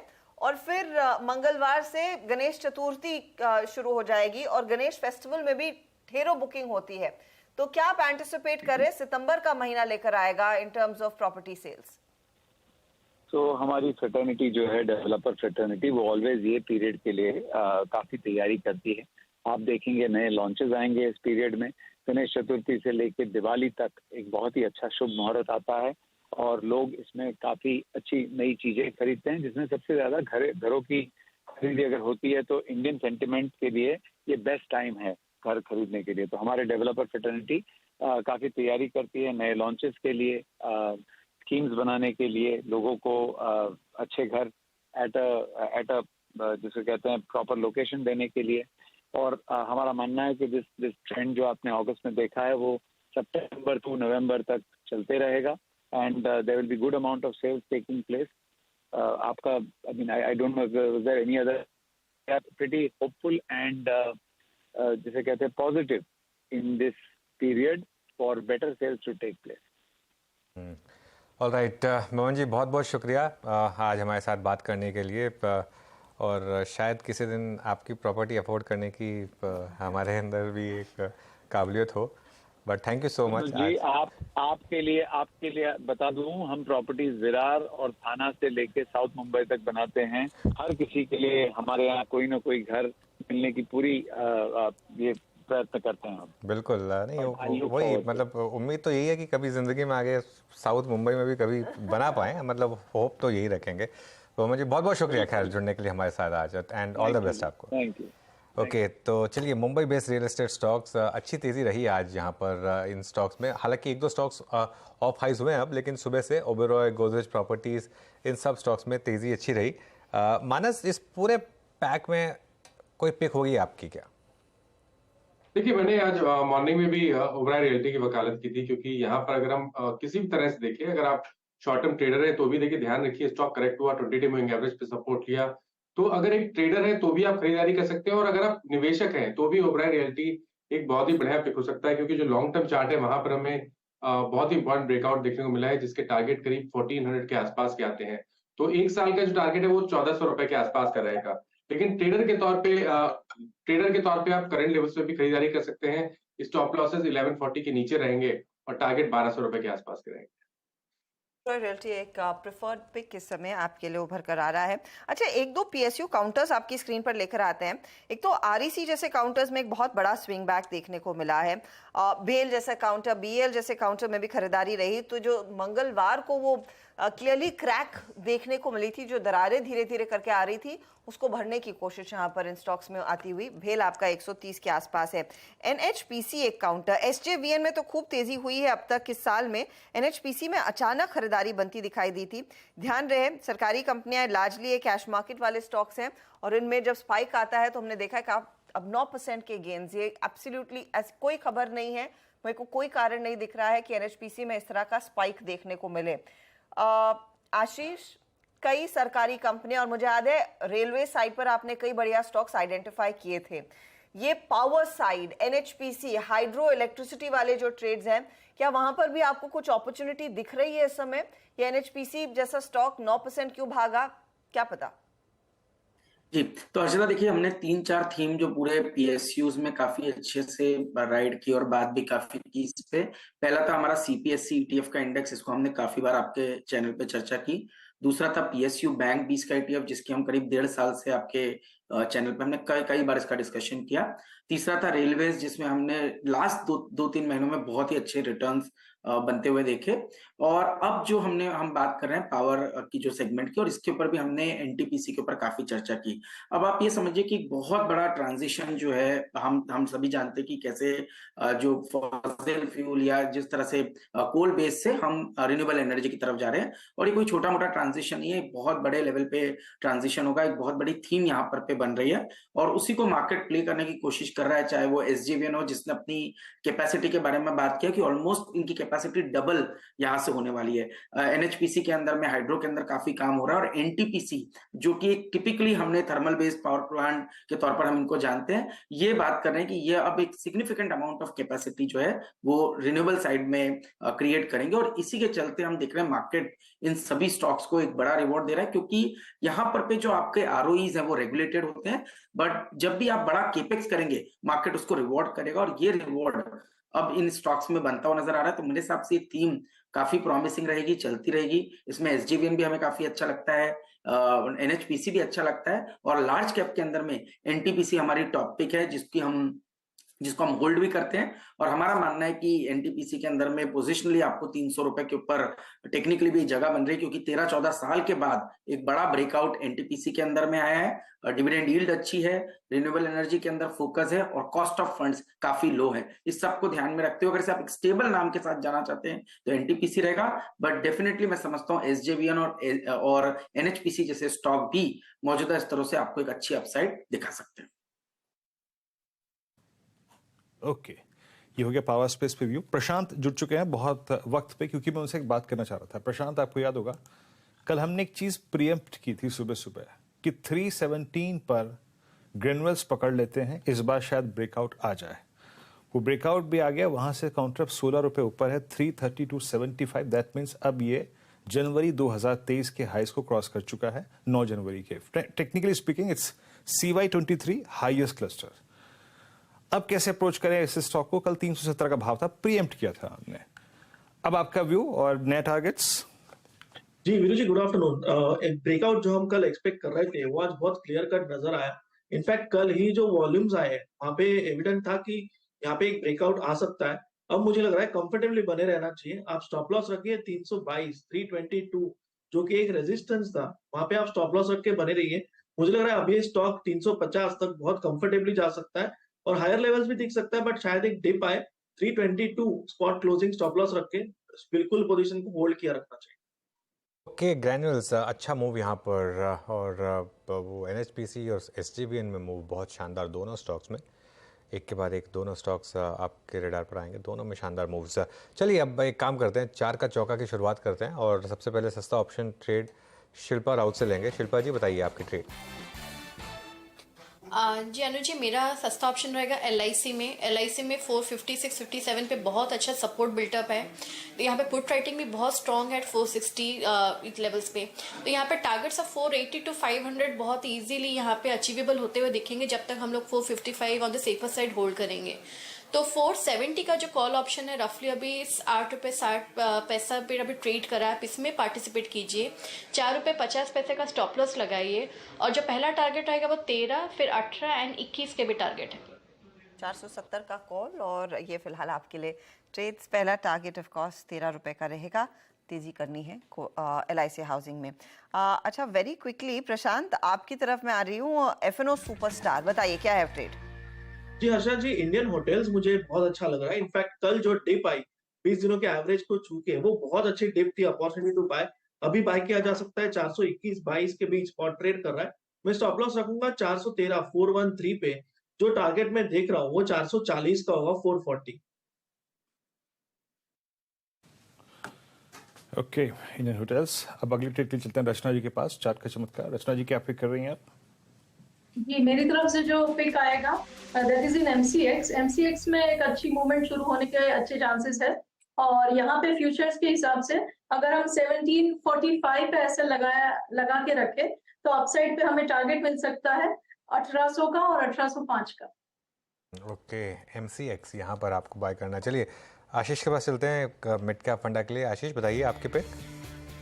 तो अनुज देखिए, मिड कैप में हमें एक जो स्टॉक काफी पसंद है वो है ग्रेविटा इंडिया। अगेन डिस्क्लोजर है कि स्टॉक हम ओन करते हैं। हमें लगता है कि जो ये पूरा जो स्पेस है वो काफी प्रॉमिसिंग है। और ग्रेविटा जो कंपनी है वो रिसाइकलिंग के बिजनेस में है, जहाँ पे लेड की रिसाइकलिंग ये करते थे, अब तो प्लास्टिक के अंदर में भी काम शुरू कर रहे हैं और दूसरे भी जो कमोडिटीज है वहां पे भी रिसाइकलिंग का बिजनेस कर रहे हैं। और ये जो पूरा ESG थीम है जहां पर हम बात कर रहे हैं कि एक जो क्लाइमेट चेंज के ऊपर काफी फोकस इस G20 के अंदर भी रहा, तो उस थीम को अगर से प्ले करने का एक बहुत अच्छा तरीका है। तो ग्रेविटा जो लिस्टेड साइड में वो ये काम करती है। और हम देख रहे हैं पिछले इनके 3-4 साल के अगर से आप ऑपरेटिंग कैश फ्लोज देखें या फ्री कैश फ्लोज देखें, ये काफी अच्छे जनरेट कर रहे हैं। तो जबकि इसको कमोडिटी बिजनेस के अंदर में काम करते हैं तो हम देखते हैं हो सकता है साइक्लिकलिटी आए, बट कहीं ना कहीं इस कंपनी की जो कंसिस्टेंसी रही है इन terms of generating profitability, in terms of generating cash flows, ये बहुत अच्छी रही है। इसको ध्यान में रखते हुए हमें लगता है इस कंपनी के अंदर एक अच्छी री रेटिंग आपको देखने को नजर आएगी। स्टॉक काफी पहले भी चला हुआ है, बट अभी भी हमारा मानना है कि 700 रुपए पे स्टॉक ने बहुत अच्छा सपोर्ट लिया हुआ है। और कल के जो एक सेल ऑफ में भी 700 के आसपास गया और वहां से एक अच्छा सपोर्ट लिया, तो मेरे हिसाब से 700 के सपोर्ट को ध्यान रखें तो स्टॉक पोजिशनली मुझे 1000 रुपए तक की अपसाइड दिखाता हुआ नजर आता है। तो एक अच्छी खासी 20 से 25% की तेजी थोड़ा मीडियम टर्म अवधि को ध्यान में रखें तो ग्रेविटा के स्टॉक में देखने को नजर आ सकती है। ग्रेविटा ये है पिक मिड कैप फंडा। चलिए फटाफट से आपके लिए रिकैप करते हुए सारे ट्रेड, सभी तेजी वाले काउंटर्स यहाँ पर हमारे जानकार आइडेंटिफाई कर रहे हैं। शुरुआत शिल्पा राउत के साथ हुई। LIC हाउसिंग फाइनेंस 470 का कॉल 9 रुपए पर है। पहला इनका टारगेट 13, फिर 18, फिर 21 की तरफ बढ़ेगा। स्टॉप लॉस भी नोट कीजिए 4.5 रुपए का। फिर अगला ट्रेड जो आया है वो प्रशांत ने दिया। इंडियन होटल 440 का टारगेट, तेजी करें और यहाँ पर स्टॉप लॉस 413 का रहेगा। रचना को पसंद है MCX 1800 के लिए एक मौका, 1675 पर आप स्टॉप लॉस जरूर लगाइएगा। और ग्रेविटा इंडिया पर दरअसल ध्यान आशीष चतुर्मोता का, जहां पर उनको लग रहा है टारगेट 1000 का रहेगा। ये भी एक बाय साइड का ही ट्रेड है। चलिए अब बात करते हैं कुछ ऑटो कंपनियों की। अच्छा by the way Nifty positive territory में, निफ्टी बैंक भी 46 अंकों पर और मिड कैप इंडेक्स अब 422 अंकों की बढ़त दिखा रहा है। और मिड कैप से ही जुड़े हुए कुछ स्टॉक्स की अब हम बात करेंगे। दरअसल टेस्ला के भारत आने को लेकर काफी ज्यादा हलचल और काफी ज्यादा एक्साइटमेंट भी है। पिछले 2 दिनों में सरकार के 2 दिग्गज मंत्रियों ने इसी बारे में बात भी की। हमारे सहयोगी चैनल CNBC TV 18 से एक्सक्लूसिव बातचीत करते हुए ट्रांसपोर्ट मंत्री नितिन गडकरी ने कहा कि टेस्ला का भारत में स्वागत है। उधर वाणिज्य मंत्री पीयूष गोयल ने भी ये कहा कि टेस्ला की भारत से ऑटो पार्ट्स इंपोर्ट करने का सिलसिला जारी रहेगा और इनफैक्ट कंपनी 2 गुना इंपोर्ट करने को भी तैयार है। there has been a lot of talk about attracting Tesla to India, Minister Gadkari. You've also in the past held talks with senior executives of Tesla.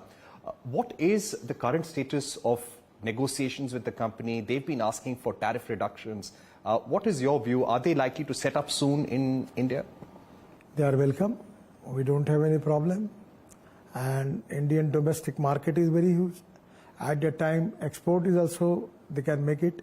And because of scrapping policy, we are going to reduce the cost of the automobile component by 25 to 30%.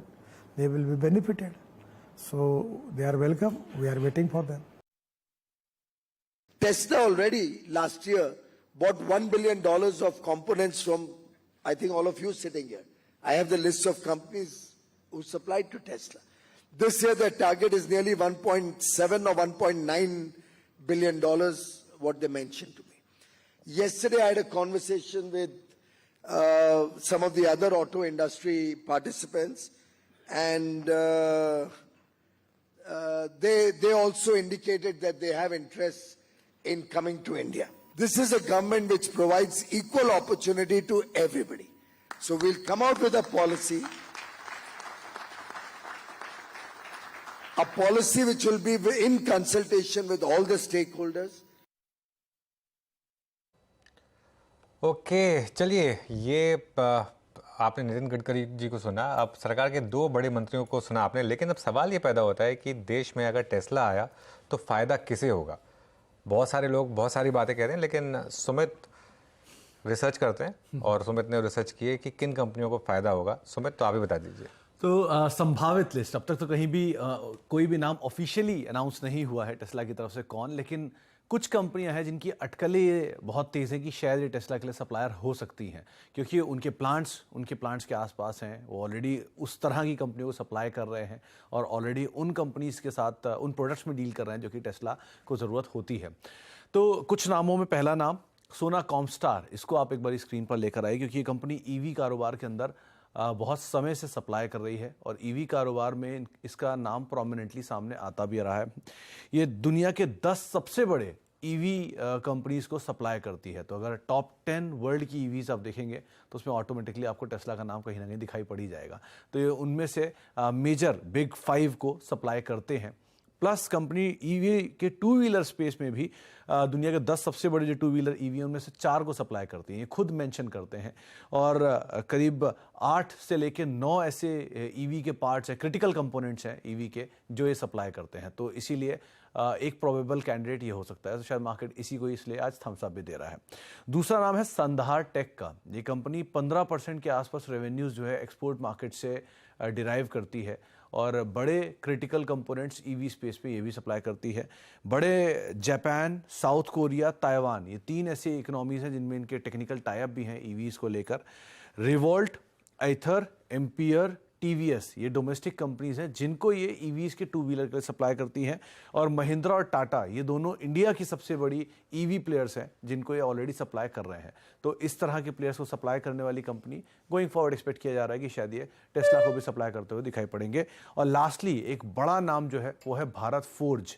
इसके ऊपर भी आप नज़र रख सकते हैं, क्योंकि Bharat forge already EV में बड़ा प्लेयर है। ये जो कमिंस, जीएम, वॉल्वो, डैमलर, ये कुछ ऐसे क्लाइंट्स हैं जो कि ग्लोबल लेवल पर इनको सप्लाई करते हैं। टॉर्क मोटर के नाम से इन्होंने अपनी एक ईवी की सब्सिडरी बना रखी है जिसमें 2 व्हीलर्स को लेकर कंपनी कामकाज करती है। टेवा मोटर्स में भी कंपनी ने निवेश कर रखा है और टेवा मोटर्स के जरिए मॉड्यूलर इलेक्ट्रिफिकेशन सिस्टम, ये इलेक्ट्रिक सीवीज़ को सप्लाई करते हैं और बड़े ट्रक्स को इसके थ्रू ये सप्लाई करते हैं। तो ऑलरेडी ये कंपनी ईवीज़ में एक्सपैंड कर चुकी है और विदेशी बाज़ारों में सब जानते हैं कि भारत फोर्स की बहुत स्ट्रॉन्ग पैठ भी है। तो ये बड़े क्लाइंट्स को सप्लाई करते हैं, मेजर इनके प्लांट्स उसी के आसपास हैं। तो अगर कुछ भी इस तरह के नए ऑर्डर डिस्पर्स होते हैं, और पुणे में प्लांट लगाने की बातचीत भी है टेस्ला के, तो पुणे बेस्ड कंपनी भी भारत फोर्स, तो उस लिहाज से भी आप नज़र रखेंगे। ये 3-4 प्रोमिनेंट नाम है। हालांकि पैनासोनिक का भी नाम आता है अक्सर, लेकिन इंडिया में जो पैनासोनिक डील करती है वो बैटरीज में है। सो इस लिहाज से ये 3 कंपनियां, इनके ऊपर आप प्रोमिनेंटली नज़र रखेंगे। अगर टेस्ला फर्दर एक्सपैंड करता है तो शायद यहाँ पे ऑर्डर डिस्पेंस होते हुए गोइंग फॉरवर्ड आप देख सकते हैं। बिल्कुल सुमित, बहुत बहुत शुक्रिया। आशीष, कोई ऑटो या ऑटो कंपोनेंट स्टॉक जो आपको पसंद हो इन लेवल्स पर? जी, तो देखिए हमने हमारी जो पिक हमारे हमारे पोर्टफोलियोज में हम रखते हैं वो है उनो मिंडा का स्टॉक। हमें काफी लंबे समय से हम इसकी चर्चा भी कर रहे हैं और एक बड़ा बेनिफिशियरी है कंटेंट पर व्हीकल। ये काफी बढ़ा रहे हैं, बहुत ही अच्छा केपेक्स का इन्होंने इनका बजट है, तो हम ये समझते हैं कि उनो मिंडा एक बहुत ही बढ़िया बेनिफिशियरी रहेगा। और सबसे अच्छी बात है कि जो ईवी का ट्रांजिशन हो रहा है उसके अंदर में उनो मिंडा को कोई भी बड़ा इम्पैक्ट कहीं भी नहीं आएगा, उल्टा काफी बेनिफिट्स इसको मिलेंगे। तो उनो मिंडा हमारी प्रेफर्ड चॉइस है, जहां पर पे टेक्निकली 590 पे बहुत अच्छा सपोर्ट है और स्टॉक मीडियम टर्म में हमें लगता है 750 से 760 रुपए तक की एक अपसाइड दिखाता हुआ नजर आ सकता है। फिलहाल आपके लिए एक अपॉर्चुनिटी फिलहाल उनो मिंडा में, और ये एक स्टॉक है जो काफी समय से आप ट्रैक करते आए हैं। अच्छा, एक दो और ट्रेड्स स्पेशली दिग्गजों की तरफ से हमने एशियन पेंट मेंशन किया था ट्रेंडिंग काउंटर में। मानस, इस पर एक बार नजर डालिए। आज थोड़ी सी नरमी आती हुई दिखाई दे रही है। अब आपको याद होगा जब पेंट कंपनियों में जब आई बेग योर पार्डन, जब आपके सीमेंट कंपनियों में अदानी ग्रुप का नाम आया था, थोड़ा सा शेकआउट मार्केट में हुआ था। अब Aditya Birla group paint sector में उतर रही है और उन्होंने अपने ब्रांड को भी दरअसल अनवेल किया है बिरला ओपस नाम से। 3230 के आसपास एशियन पेंट टेक्निकली कैसे पॉइज्ड है, एक बार बताइएगा। देखिए, स्टॉक एक रेंज में फंस गया है। अगर आप लोअर लेवल पे देखेंगे तो 3200 रुपए के आसपास सपोर्ट दिखता है, 3300 रुपए के आसपास ऊपर की तरफ रेजिस्टेंस है। तो जब अगर आपको फ्रेश लॉन्ग लेना है तब तो आपको वेट करना पड़ेगा, 3300 रुपए के ऊपर ही फ्रेश खरीदारी करनी पड़ेगी। लेकिन अगर आपने लॉन्ग पोजीशन बनाई है और ट्रेडिंग की पोजीशन बनाई है तो मेरी राय में 3200 रुपए के नीचे स्टॉप लॉस जरूर लगाइए। उसके नीचे फिसलेगा तो सबसे पहले 3150 और उसके नीचे शायद 3100 रुपए तक के भाव आपको देखने को मिल जाएंगे। इसलिए थोड़ा कॉशियस रहिए और खरीदारी 3300 रुपए के ऊपर ही करनी चाहिए। तो ये 3300 के पार निकलेगा तभी स्टॉक में तेजी की पोजीशन लें, उससे पहले नहीं। स्टॉक में हल्की सी पोजीशन अनवाइंड होती हुई साफ दिखाई दे रही है। वैसे वक्त हो रहा है एक ब्रेक की तरफ बढ़ने का, लेकिन आप जैसे दर्शकों को हम बता दें कि CNBC आवाज आप ही के लिए खास F&O गुरुकुल लेकर आ रहा है, जिसमें फ्यूचर्स एंड ऑप्शंस के कामयाब ट्रेडर्स से मिलने और सीखने का आपको खास मौका मिलेगा। मार्केट के दिग्गज ट्रेडर्स आपको बताएंगे F&O ट्रेडिंग की रणनीति कैसे बनती है। हमारे साथ 2 दिन के इस एक्सक्लूसिव वेबिनार में आप जरूर जुड़िएगा और जानिए F&O से जुड़ी हर वो बारीकी जो आपको एक बेहतर और ज्यादा सक्सेसफुल ट्रेडर बना सकती है, वो भी सही रिस्क मैनेजमेंट के भी नुस्खे आपको सीखने को मिलेंगे। एक्सपर्ट्स आपके हर सवाल का जवाब भी देंगे। तो आपने क्या करना है, आपको फटाफट से रजिस्टर करना है। शुरुआत उसी से होगी और डेट्स ना भूलें, 28 और 29 अक्टूबर। रजिस्ट्रेशन के लिए QR कोड आप स्कैन कर सकते हैं या फिर स्क्रीन पर दिखाई गई हमारी वेबसाइट पर आप सीधे जाएं और वहां पर रजिस्टर करें। ध्यान रहे इस मंच पर ऑफ कोर्स अनुज और वीरू भी आपको मिलेंगे, उनसे भी आप सीधे बातचीत कर पाएंगे। बिल्कुल। अच्छा, एक ब्रेक जैसा हर्षदा ने बोला लेने का समय आ रहा है, लेकिन उससे पहले प्रोड्यूसर साहब बता रहे हैं कि आशीष चतुर मोहता PSU बैंकों पर कोई एक व्यू देना चाह रहे थे। आशीष जी बताइए। तो अनुज, मुझे लगता है देखिए PSU बैंक पे हमने पहले तो काफी चर्चा की, पर आज स्पेसिफिकली इसलिए करना चाहूंगा क्योंकि यहाँ पर पे आप अगर से पूरे इस इंडेक्स को देखें तो ये करीब करीब अब 12-13 साल का ब्रेकआउट इसमें डिसाइसिवली हो चुका है। बहुत ही अच्छे वॉल्यूम्स के साथ यहाँ पर स्ट्रेंथ देखने को नजर आ रही है। मुझे लगता है कि ये नई एक रैली की शुरुआत आपको PSU बैंक्स में मिल रही है। इसके अगर से ETF की बात करूं जो इस समय 55 रुपए 80 पैसे पे ट्रेड कर रहा है, मुझे लगता है कि यहाँ पे भी आपको 65 तक का एक पोटेंशियल अपसाइड आने वाले कुछ समय में देखने को नजर आएगा। और जो स्टॉक्स इसके अंदर अच्छे लग रहे हैं, ऑब्वियसली SBI तो अच्छा लगता ही है, बट साथ ही साथ union bank, bank of Baroda, Canara bank जैसे स्टॉक्स काफी अच्छे लगते हैं और उनमें मुझे लगता है एक अच्छी खासी 10 से 15% की अपसाइड बहुत ही शॉर्ट टर्म टाइम फ्रेम के अंदर नजर आ सकती है। और इसका प्रॉक्सी प्ले, जैसे मैं हमेशा कहता हूं, PSU बैंक भी इसका ETF होगा, जिसको इन किसी इंडिविजुअल स्टॉक में बेट ना लेना और पूरा प्रॉक्सी प्ले करना हो तो इस ETF के थ्रू भी इस एक्सपोजर को लिया जा सकता है। बिल्कुल। अच्छा, अब सही किया मैंने एकदम से ब्रेक नहीं लिया, क्योंकि निफ्टी में एकदम से मूव आया 3 PM से पहले, जो पिछली बार भी आया था। अब हम 20,100 पार करने की तैयारी कर रहे हैं। 20,100 की कॉल पर ध्यान रखिएगा। अब काफ़ी ओपन इंटरेस्ट है यहाँ पर, करीब करीब 3 करोड़ से ज़्यादा का ओपन इंटरेस्ट है। 20,100 की कॉल एक बार फायर कर दीजिए और देखिए मेरे ख्याल से वो 11 रुपये पर आ गई। 5 करोड़ का ओपन इंटरेस्ट है यहाँ पर। ये सब अब हर थर्सडे को हुआ करेगा, क्योंकि पहले ये सब डिवाइड हो जाता था हर्षदा, पहले निफ्टी और बैंक निफ्टी में डिवाइड हो जाता था। हाँ, तो इसके लिए इतना ओपन इंटरेस्ट नहीं होता था। अब ओपन इंटरेस्ट 5-5, 6-6 करोड़ क्रॉस कर रहा है और अगर बाई चांस किसी ने ये राइट किया हुआ है और अगर इसके ऊपर निकल के ट्रेड करने लग जाए इंडेक्स तो क्या होगा आप सोच सकते हैं। खैर एक छोटा सा ब्रेक लेते हैं, ब्रेक के बाद आएंगे और आनंद राठी ग्रुप के को फाउंडर और वाइस चेयरमैन प्रदीप गुप्ता हमारे साथ जुड़ेंगे।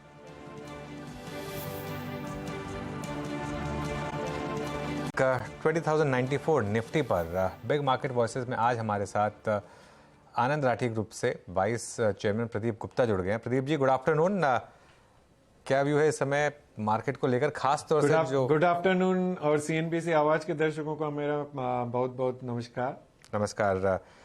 मार्केट पर अब क्या व्यू बन रहा है आपका, कंसिडरिंग जो वॉलेटिलिटी रही मिड कैप में पिछले 2 दिनों में इतनी बड़ी रैली के बाद?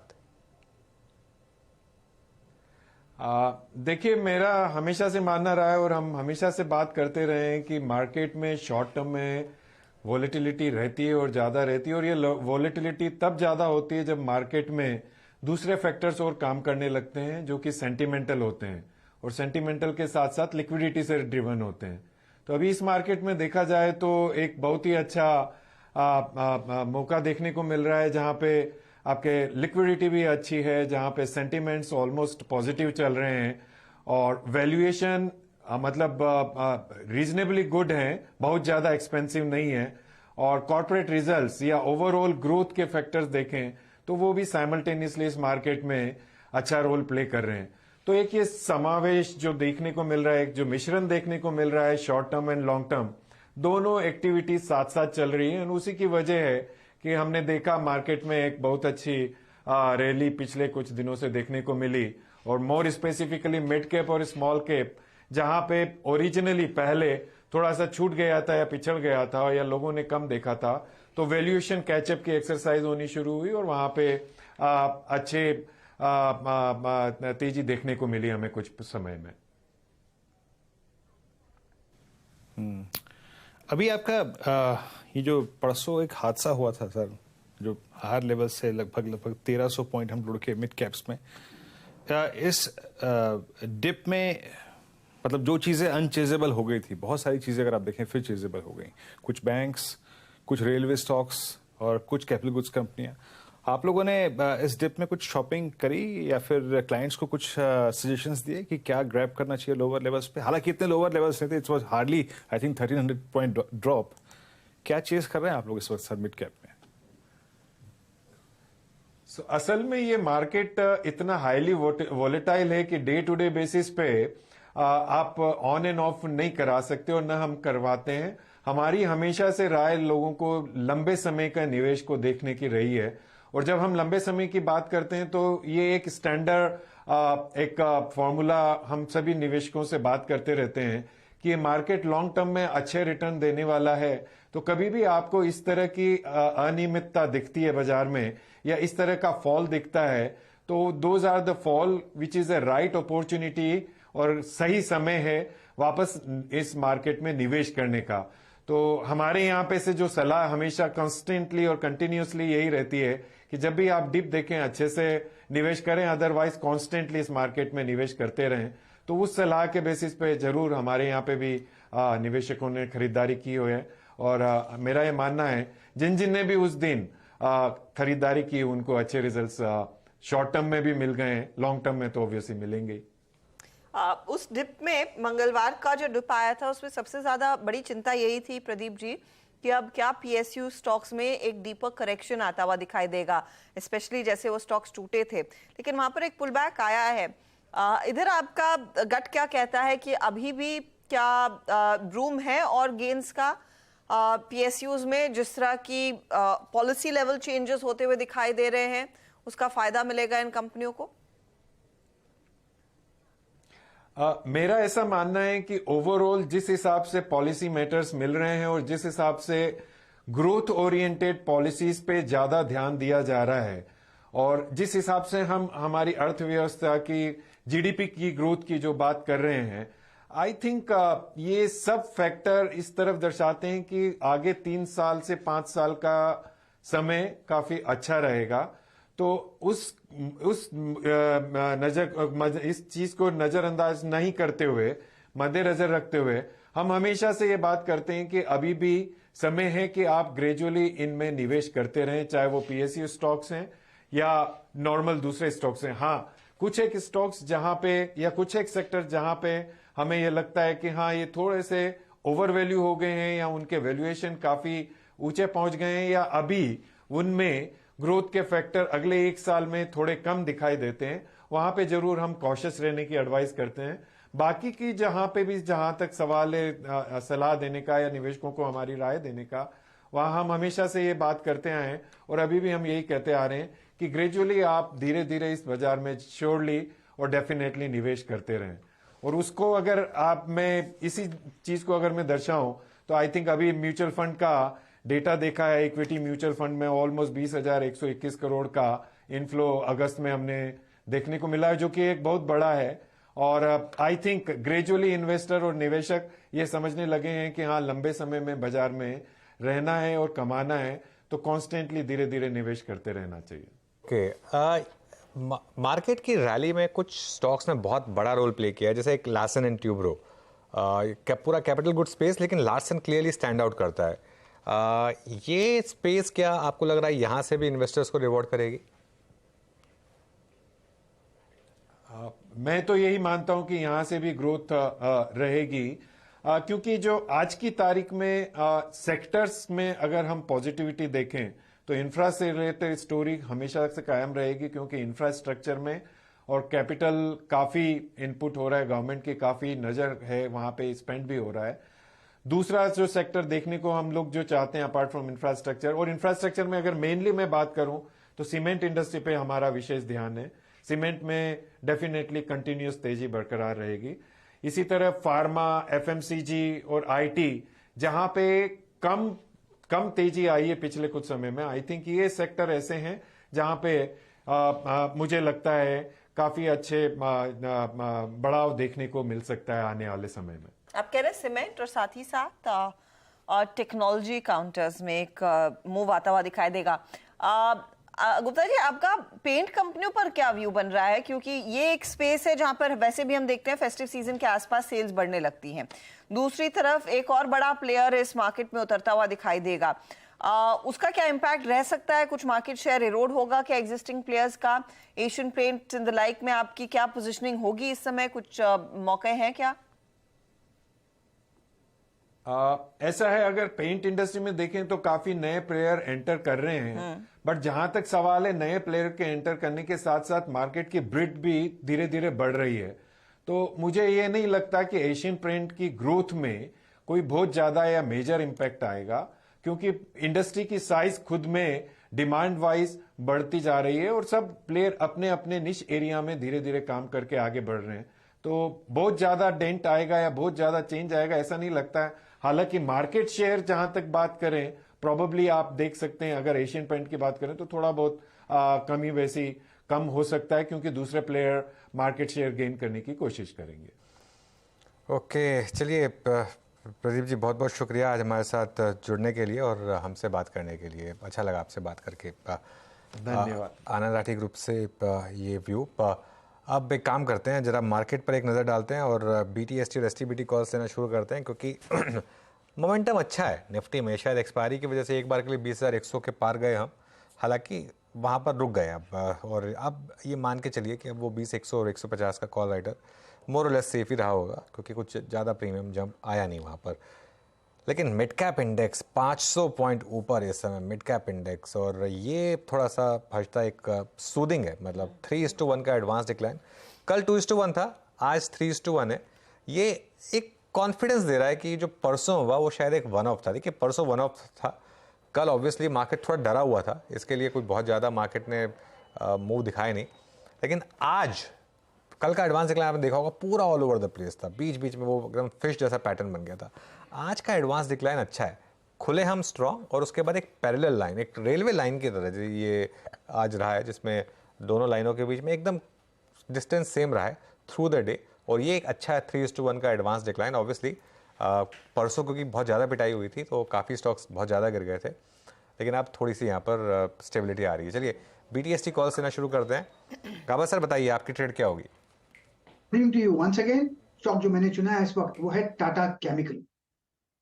कल से एक अच्छा अप नजर आ रहा है, ट्रेड कर रहा है 1073 के आसपास। ये बाउंस कंटिन्यू होना चाहिए। स्टॉप होगा 1062, टारगेट 1090 to 1100 पॉसिबल है। टाटा केमिकल, टाटा केमिकल्स 1090 और 1100 तक की रफ बढ़ता हुआ ये काउंटर। प्रशांत, आपका ट्रेड? जी अर्षा जी, मुझे बीटीएसटी के लिए डीवीज लैब काफी अच्छा लग रहा है। इनफैक्ट कल जो नेगेटिव रिजेक्शन आया था इस लेवल से, आज उसके ऊपर हम क्लोज कर रहे हैं, तो मुझे लग रहा है कल ये गैप अप ओपन हो सकता है। 3810 3815 के बीच स्पॉट ट्रेड कर रहा है। मेरा स्टॉप लॉस होगा 3770, 3770। जो टारगेट में देख रहा हूँ होगा 3860, 3860 का। दिवीज लैब 3813 पे। और रचना जी, आप क्या पिक करेंगे कल के लिए फ्राइडे? जी मेरी तरफ से अल्ट्रासेमको के फ्यूचर्स पे लॉन्ग साइड पे ट्रेड रहेगा। अल्ट्रासेमको के फ्यूचर्स में यहाँ पे अगर हम 8640 का एसएल लगाए तो अपसाइड पे पहला टारगेट होना चाहिए 8760 and second target would be 8790। Okay, Shilpa ji, आप क्या पिक कर रही हैं कल के लिए? जी मेरा बीटीएसटी रहेगा नवीन फ्लोरिन के फ्यूचर्स में। नवीन फ्लोरिन 4550 पे अराउंड अभी फ्यूचर्स पे है, तो यहाँ पे आप 4500 के जस्ट नीचे स्टॉप लॉस मेंटेन कीजिए। मुझे लगता है कल एक अच्छा गैप अप हो सकता है और हम लोग टूवर्ड्स 4700 भी कल एक टारगेट देख सकते हैं। तो ये बीटीएसटी नवीन फ्लोरिन। चलिए, तो ये आपके लिए नवीन फ्लोरिन वाला ट्रेड आता हुआ। मानस, आपका ट्रेड? हर्षदा जी, मैकडॉवेल्स यूनाइटेड स्पिरिट्स पे खरीदारी करने की राय रहेगी। 10 बजे के शो पे भी मैंने इस पे रिकमेंडेशन दिया था। टारगेट 1070 के थे जो ऑलरेडी ऑलमोस्ट अचीव हो चुके हैं, बट फिर भी क्योंकि पैटर्न इतना स्ट्रांग है और जिस जगह से रिवर्सल देखने को मिला है उसको देख के लग रहा है कि जो पिछला हाई है स्टॉक उसको ब्रीच कर सकता है, इसलिए मैकडॉवेल के फ्यूचर में खरीदारी करेंगे। 1054 का आपको स्टॉप लॉस लगाना है और 1090 1090 के टारगेट सेट करने हैं। ऑप्शन में अगर ट्रेड लेना हो तो 1070 वाला कॉल ऑप्शन जो 24 रुपए पे ट्रेड हो रहा है, वहां पर 17 रुपए के स्टॉप लॉस से आप खरीदारी कर सकते हैं और 40 रुपए के टारगेट सेट कर सकते हैं। ओके, चलिए, बीटीएसटी और एसटीबीटी कॉल सारी पूरी हुई और सारी बीटीएसटी कॉल्स हैं। मार्केट में मोमेंटम क्लियरली इस समय वापस लौटता हुआ मिड कैप्स में खास तौर से। अब बात करते हैं फुटसी के 6 मंथ रिव्यू की, जिस पर मार्केट का एक क्लियर कट व्यू रहने वाला है। इंडेक्स का एडजस्टमेंट कल होगा, 3 से 3.5 नॉर्मली एडजस्टमेंट होता है और 18 सितंबर मंडे से ये लागू होगा। कौन से स्टॉक्स पर नज़र रखनी है आपको? विवेक के पास चलते हैं इसके लिए। विवेक, गुड आफ्टरनून, बताइए। Well, good afternoon. वेल, ये बहुत ही इंटरेस्टिंग है। अगर आप देखेंगे तो कल के दिन में सारे एडजस्टमेंट्स होंगे एंड ये सारे एडजस्टमेंट्स जैसा आपने बोला लास्ट आवर और लास्ट हाफ आवर में होंगे। काफ़ी सारे एडजस्टमेंट्स है। सबसे पहले है फुटसी, उसके बाद सेंसेक्स में भी छोटे एडजस्टमेंट्स है and also along with that थोड़े ईटीएफ है, विजडम ट्री ईटीएफ, उसमें भी छोटे एडजस्टमेंट होंगे। फुटसी का जो एडजस्टमेंट है उसमें कुल मिलाकर वो इंडिया के लिए एक नेट इनफ्लो इवेंट है, तो इंडिया में करीबन $570 मिलियन का इनफ्लो होगा। बट सबसे पहले हम चलेंगे एचडीएफसी बैंक के तरफ। मर्जर के बाद एचडीएफसी लिमिटेड और एचडीएफसी बैंक का मर्जर के बाद फुटसी ने क्लियरली बोला था कि टोटल आएंगे जितने भी वो 3 ट्रांच में डिवाइड होंगे और कल सबसे पहला ट्रांच होगा करीबन 500 million. Sensex, FTSE and wisdom tree ETF का मिला के कल एचडीएफसी बैंक में $650 मिलियन, $650 मिलियन का इनफ्लो होगा। काफ़ी सिग्निफिकेंट अमाउंट है इवन फॉर एचडीएफसी। ये सब जो एस्टिमेट्स है ये आईआईएफएल अल्टरनेटिव रिसर्च के एस्टिमेट्स है। अभी हम चलेंगे फुटसी के ऑल वर्ल्ड इंडेक्स में। 2 इंक्लूजन्स है। सबसे पहले AIA engineering and Syngene, $30 million and $20 million का इनफ्लो है। ये सिग्निफिकेंट वाला है। All world index is widely tracked. अभी हम आएंगे फुटसी ऑल कैप इंडेक्स में। इसमें कई सारे कंपनीज आए हैं, 8 से 15 मिलियन के बीच में कई सारे कंपनीज। तो आप देखेंगे नाम like RVNL, NMDC steel, data patterns, Ramkrishna forging, Tamil Nadu mercantile bank, Apar industry, Mazagon dock, ये सब कंपनीज इन हो रहे हैं। Along with that all cap indexes में थोड़े और अमेंडमेंट के बाद थोड़े और स्टॉक्स आए हैं जिसमें ट्रैकिंग बढ़ेंगे। तो Capri Global, Safari Industries, Himadri Speciality, Titagarh Rail, JBM Auto, Usha Martin, Olectra Greentech, Kirloskar Oil Engines, all of them come into the all cap index. And lastly अगर आप देखेंगे तो 2 डिलीशंस हो रहे हैं। तो ब्रूकफील्ड रीट और हैटसन एग्रो, ये 2 स्टॉक डिलीट होंगे। $11 मिलियन और $7 मिलियन के आउटफ्लो होंगे ये दोनों स्टॉक्स में। ओके विवेक, बहुत बहुत शुक्रिया। तो ये सब स्टॉक्स पर नज़र रहेगी और एचडीएफसी बैंक भी एक खास तौर से फोकस में रहेगा कल सेंसेक्स की एक्सपायरी भी है। बहुत कुछ इंटरेस्टिंग होने वाला है कल। लेकिन इस क्लोज को समझने की कोशिश करते हैं। 20,100 पर क्लोज निफ्टी पर और 46,000 पर बैंक निफ्टी पर। क्लोज अच्छा है वैसे हर्षदा, मेरे ख्याल से अगर आप लॉन्ग कैरी करना चाहते हैं तो कर सकते हैं। वैसे एक चीज़ बस मैं जोड़ देता हूँ, यूएस में मैंने हमेशा नॉर्मली नोटिस किया है कि जो इन्फ्लेशन का असली रिएक्शन है वो अगले दिन आता है। उस दिन भले ही मार्केट कैसे भी रिएक्ट करे, अगले दिन बड़ा रिएक्शन आता है। तो उससे अगर एक गैप अप या गैप डाउन मिले पता नहीं, वैसे गैप डाउन मिले अगर इस मार्केट में तो वो एक अच्छी अपॉर्चुनिटी देता है, क्योंकि उसको मार्केट ग्रीन में नॉर्मली आ ही जाता है। जिस तरीके से मार्केट पिछले 2-3 दिन में क्लोज दे रहा है वो काफ़ी स्ट्रॉन्ग है, और खासतौर से आज की मिड कैप की क्लोज बहुत अच्छी है। ये मिड कैप इंडेक्स जो है आज एकदम हाईएस्ट पॉइंट पर जाकर अब बंद हो रहा है। ये एक बहुत अच्छा कॉन्फिडेंस वाला क्लोज है। ऐसे 2 दिन और हुए तो मेरे ख्याल से फिर से वो मिड कैप इंडेक्स में लोगों का कॉन्फिडेंस बढ़ेगा फिर से बाय करने का। और इनफैक्ट उस दिन की गिरावट के बाद वो फॉलो थ्रू इंपॉर्टेंट था। अगर 2 दिन और लगातार बिकवाली आती तो कॉन्फिडेंस पूरी तरह से टूट जाता, लेकिन एक अच्छा पुल बैक देखने को मिला है दोनों ही सत्रों में। वो एक बहुत बड़ा सिग्निफिकेंस है कि यहाँ पर क्वालिटी पैसा शायद आया हुआ बिल्कुल है। कल फर्स्ट हाफ में एक बार के लिए लग रहा था। हाँ। कल फर्स्ट हाफ में इंडेक्स फिर 400 पॉइंट नीचे था, स्मॉल मिड कैप इंडेक्स, और फिर एडवांस डिक्लाइन काफी खराब हो गया था। कल दिन में स्टेबिलिटी आई और आज फिर एक स्टेबिलिटी आई है। देखिए वो जो बड़ी रेड कैंडल बनी, बहुत बड़ी रेड कैंडल है, ध्यान रखिएगा इसका।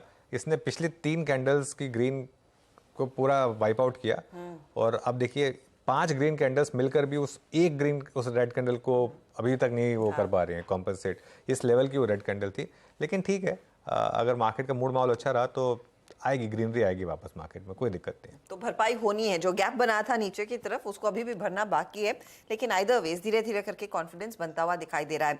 अच्छा, आज हो सकता है कि अगर मार्केट यहाँ से अपना और थोड़ा सा जोर दिखाए, कल हमने जो इतिहास रचा था पहली बार 20,000 के ऊपर का क्लोज, शायद हम 20,100 के आसपास का क्लोज भी देखते हुए नजर आएंगे। वीरू बताइए, पोजिशंस कहाँ कैरी की जा रही हैं, क्योंकि दोनों निफ्टी बैंक में बहुत ही जबरदस्त मूव आया है 3 बजे के बाद। जी हर्षदा, और बैंक निफ्टी 46,000 के ऊपर क्लोज। हालांकि 46,000 के ऊपर के कॉल राइटर्स के लिए दिन ठीक ठाक रहा, उनके लिए दिन विन विन सिचुएशन रही। और same is the case with put writers, 45,800 45,700 वालों के लिए भी। खैर स्टॉक्स को देखते हैं जरा। डाटा साहब ब्रेथ लेके आइए स्क्रीन पे, एग्जैक्टली आज क्लोजिंग के वक्त ब्रेथ कैसी रही, लॉन्ग शॉर्ट, लॉन्ग अनवाइंडिंग और शॉर्ट कवरिंग, इन 4 आंकड़ों को देखेंगे और उसके आधार पर तय करेंगे कि आज का सेशन कंसोलिडेशन के नाम किस तरीके से रहा। लॉन्ग करीब 52 और 85 में शॉर्ट कवरिंग, शॉर्ट लगभग 26 पे और करीब 23 में लॉन्ग अनवाइंडिंग। आइए स्टैट्स पर उतरते हैं एक बार। 52 जो लॉन्ग्स थे वो कहां पर आए, कैसे कैसे आए, किन किन स्टॉक्स में आज लॉन्ग बिल्डअप हुआ। देखिए आज कुछ मेटल्स बहुत स्ट्रांग थे, कुछ केमिकल स्पेस के स्टॉक्स बहुत स्ट्रांग थे, कुछ फार्मा, और साथ ही साथ कुछ मेटल्स में काफी सब्सटेंशियल लॉन्ग था। देखिए एनएमडीसी बहुत स्ट्रांग रहा, बलरामपुर चीनी, उसके बाद ग्रेनुअल्स फार्मा स्पेस में काफी स्ट्रांग मूव लेके गया। एनएमडीसी, बलरामपुर चीनी, ग्रेनुअल्स, यूनाइटेड स्पिरिट्स और साथ ही साथ डॉक्टर लाल पैथलैब। आज शुरुआती फर्स्ट टिक्स में मेट्रोपोलिस में भी मूव था एक, बट क्लोजिंग तक आते आते it was I think doctor Lal path lab जिसने डिलीवर किया। शॉर्ट कवरिंग केमिकल्स में शॉर्ट कवरिंग यूपीएल में खासा थी, सुबह फर्स्ट इंस्टेंस से ही इसमें शॉर्ट कवरिंग थी। आज इसने अपना 50 डे एक्सपोनेंशियल मूविंग एवरेज मई के बाद पहली बार बाइसेक्ट किया, आज लगभग 4.25% ऊपर। चोला बालाकृष्ण इंडस्ट्रीज ऑलमोस्ट ये एक कई मल्टी मंथ चैनल को इसने आज बाइसेक्ट किया, बहुत स्ट्रॉन्ग क्लोज इस स्टॉक के लिए। शॉर्ट बिल्डअप कहाँ था, टोरेंट फार्मा में और एशियन पेंट्स में, क्रूड, और आई थिंक कुछ न्यू प्लेयर्स की एंट्री की जो गुंजाइश अब बन रही है वो इस स्टॉक को बैकफुट पे लेके आती हुई। जी एंटरटेनमेंट अभी भी in between tassels, Tata consumer सुबह से पेन में, एचडीएफसी लाइफ लगभग 1% नीचे रहा, शॉर्ट बिल्डअप हुआ। एलकेएम मैच प्रॉफिट बुकिंग हुई, सीमेंट में एसीसी में प्रॉफिट बुकिंग हुई, आरती इंडस्ट्रीज में, वोडाफोन आइडिया और कोलगेट में भी आज कुछ प्रॉफिट बुकिंग देखने को मिली। एक दो स्टॉक्स यहाँ पे मैं और मार्क करना चाहूंगा जो कि आज एक अच्छा अपने साथ मोमेंटम कैरी कर रहे हैं। एलआईसी हाउसिंग फाइनेंस 463.95 पे, हालांकि इसकी ओपनिंग कमेंट्री का मैंने जिक्र किया था, बट अगस्त 2021 के बाद अब तक के सबसे हाईएस्ट क्लस्टर में जाके ये क्लोज होता हुआ काउंटर और स्ट्रॉन्ग मूव। अच्छा, मेटल्स में याद रखिएगा, मेटल्स के लिए दिन अच्छा था, बट अगर मैं इन आइसोलेशन अगर सिर्फ अकेले मार्क करना चाहूं तो जेएसपीएल मेरे ख्याल से मेटल्स में सबसे बड़ा मूव देने वाला लास्ट 3 मंथ में ये स्टॉक रहा है। मैं जून, जुलाई, अगस्त में अब तक 713 पे अगर ये क्लोज आता है तो ये जेएसपीएल के करियर का 3rd बेस्ट क्लोज होगा, मतलब मोर और less it's all time high close for JSPL. और एक और स्टॉक लेके आइएगा जेएसडब्ल्यू स्टील, सुबह इसकी बात भी हुई थी, काफी डेडिकेटेड डिस्कशन हुआ था, 809 पे ये उतना डिलीवर नहीं कर पाया, तो विन विन सिचुएशन में आज जीएसपीएल था और एक एनएमडीसी करीब 151 पे इस दौर के हाईएस्ट क्लस्टर पे, प्लस प्लस याद रखिएगा 151 के प्राइस का मतलब है कि जनवरी 2012 के बाद ये अब तक के सबसे हाईएस्ट क्लोस्टर पे, यानी करीब करीब 11 साल के सर्वोच्च दरों पर स्टॉक क्लोज हुआ है। मानस, अब इसके लिए कौन सी ट्रेजेक्ट्री खुल गई है एनएमडीसी के लिए? देखिए, पैटर्न तो बहुत पॉजिटिव है और आज क्योंकि एक फ्रेश ब्रेकआउट देखने को मिला है, तो अब जो नेक्स्ट टारगेट होगा वो 156 और उसके ऊपर 162, ये दोनों टारगेट्स होने चाहिए। अभी भी अगर आपने खरीदारी नहीं की तो मेरा तो समझना है कि अभी भी खरीदारी करनी चाहिए 144 के स्टॉप लॉस के साथ। और ये एनएमडीसी का 150 वाला कॉल ऑप्शन लिया जा सकता है, वो ट्रेड हो रहा है 5 रुपए 70 पैसे के आसपास, तो वहां खरीदारी करिए। 3 रुपए के स्टॉप लॉस खरीदारी करिए। 13-14 रुपए तक के टारगेट इस ऑप्शन में भी आपको देखने को मिल सकते हैं। ओके, चलिए अब एक काम करते हैं, बैन का अपडेट दे देते हैं आपको, कौन कौन से स्टॉक्स बैन में जा रहे हैं। बलरामपुर चीनी लगता है सिर्फ बैन से बाहर एक ही दिन के लिए आया और वापस बैन में जाने की तैयारी, 133% यहाँ पर पोजीशनिंग। BHEL सेम अपडेट, यहाँ पर भी बैन में जाने की तैयारी, 101% ओपन इंटरेस्ट। और जी एंटरटेनमेंट ये भी बैन में जाने की तैयारी कर रहा है 98%, लेकिन शायद 3 स्टॉक्स बाहर भी आ जाएं, सेल, हिंदुस्तान कॉपर और डेल्टा कॉप, ये तीनों बैन से बाहर आने की भी तैयारी कर रहे हैं। गाबा सर, एक बार जरा चार्ट देखिए BHEL का, बैन में जाने की तैयारी कर रहा है ये स्टॉक। 2 दिन में बहुत बड़ी करेक्शन आई स्टॉक में, यहाँ पर अब कुछ स्टेबिलिटी, कोई व्यू यहाँ पर हो सकता है? जो लोअर लेवल जो हमने कल देखा BHEL में 120 के आसपास, वो अच्छी जगह थी अगर बाउंस करने के लिए, वो एक टेस्ट था, तो एक अपमूव यहाँ पर मिल सकता है। ट्रेड करा है 129.70 पर, एग्रेसिव कॉल है, 140 पॉसिबल है और बहुत ही टाइट स्टॉप 128 का, तो रिस्क रिवॉर्ड रेशियो देखें तो भी फेवरेबल है। ट्रेड में नुकसान क्या है, worst comes to stop loss ही ट्रिगर होगा, लेकिन सेटअप ऐसी जगह पर है जहां पर एक trade on the long side ले सकते हैं BHEL। भेल में एक लॉन्गर साइड का ट्रेड लिया जा सकता है। यहाँ पर 1-2 और ट्रेड्स, मानस मुझे याद है हमने ग्रैन्यूल्स इंडिया कल परसों डिस्कस किया था, पोजीशंस यहाँ पर और भी दरअसल बड़ी हैं, अब ये लगभग आज डे हाई पर जाकर टिक रहा है। अगला पड़ाव क्या रहेगा इस स्टॉक के लिए? देखिए, क्योंकि वीकली चार्ट पे एक फ्रेश ब्रेकआउट देखने को मिला है हर्षिता जी, तो यहाँ पर अभी आई थिंक रैली कंटिन्यू रहनी चाहिए। कम से कम 345 रुपए तक के टारगेट्स देखने को मिल सकते हैं। तो अगर एक ट्रेड लेना होगा, ये हमने अपने क्लाइंट्स को भी अभी रिकमेंड किया है, 335 वाला कॉल ऑप्शन जो 10 रुपए पे ट्रेड हो रहा है, वहां पर अभी भी आप खरीदारी कर सकते हैं। 6 रुपए के स्टॉप लॉस से खरीदारी करिए 17 और 18 रुपए तक के टारगेट्स के लिए। ओके, तो ये मोमेंटम काफ़ी तगड़ा है इनफैक्ट इस पर्टिकुलर ट्रेड में। कल परसों से ये तेज़ी बढ़ती हुई और 335 का कॉल लेने की सलाह मानस दे रहे हैं। अच्छा चल रहा है अकाउंट। अच्छा, एक और स्टॉक डॉक्टर लाल पैथलैब पर हो सके तो आप शिल्पा नज़र डालिएगा, क्योंकि काफ़ी दिनों बाद इस तरह का मूव है और स्ट्रॉन्ग ओपन इंटरेस्ट एडिशनली 14% का इजाफा देखने को मिला है OI में। 3% की तेज़ी के बाद आगे और चल पाएगा क्या ये स्टॉक? आप शायद म्यूट पर हैं। सॉरी, नहीं, हाँ अब आ रही है आपकी आवाज जी। लालपात लैब मुझे डेफिनेटली यहाँ पे लगता है अप्रोच कर रहा है 2380 से 2400 जोन्स, तो यहाँ पे एक लॉन्ग ट्रेड बनता है, एक BTST के हिसाब से भी आप इसको ले सकते हैं। 20 to 80 का एक स्टॉप लॉस मेंटेन कीजिए। दिस एज अ BTST ये बहुत अच्छा रिटर्न्स आपको देना चाहिए।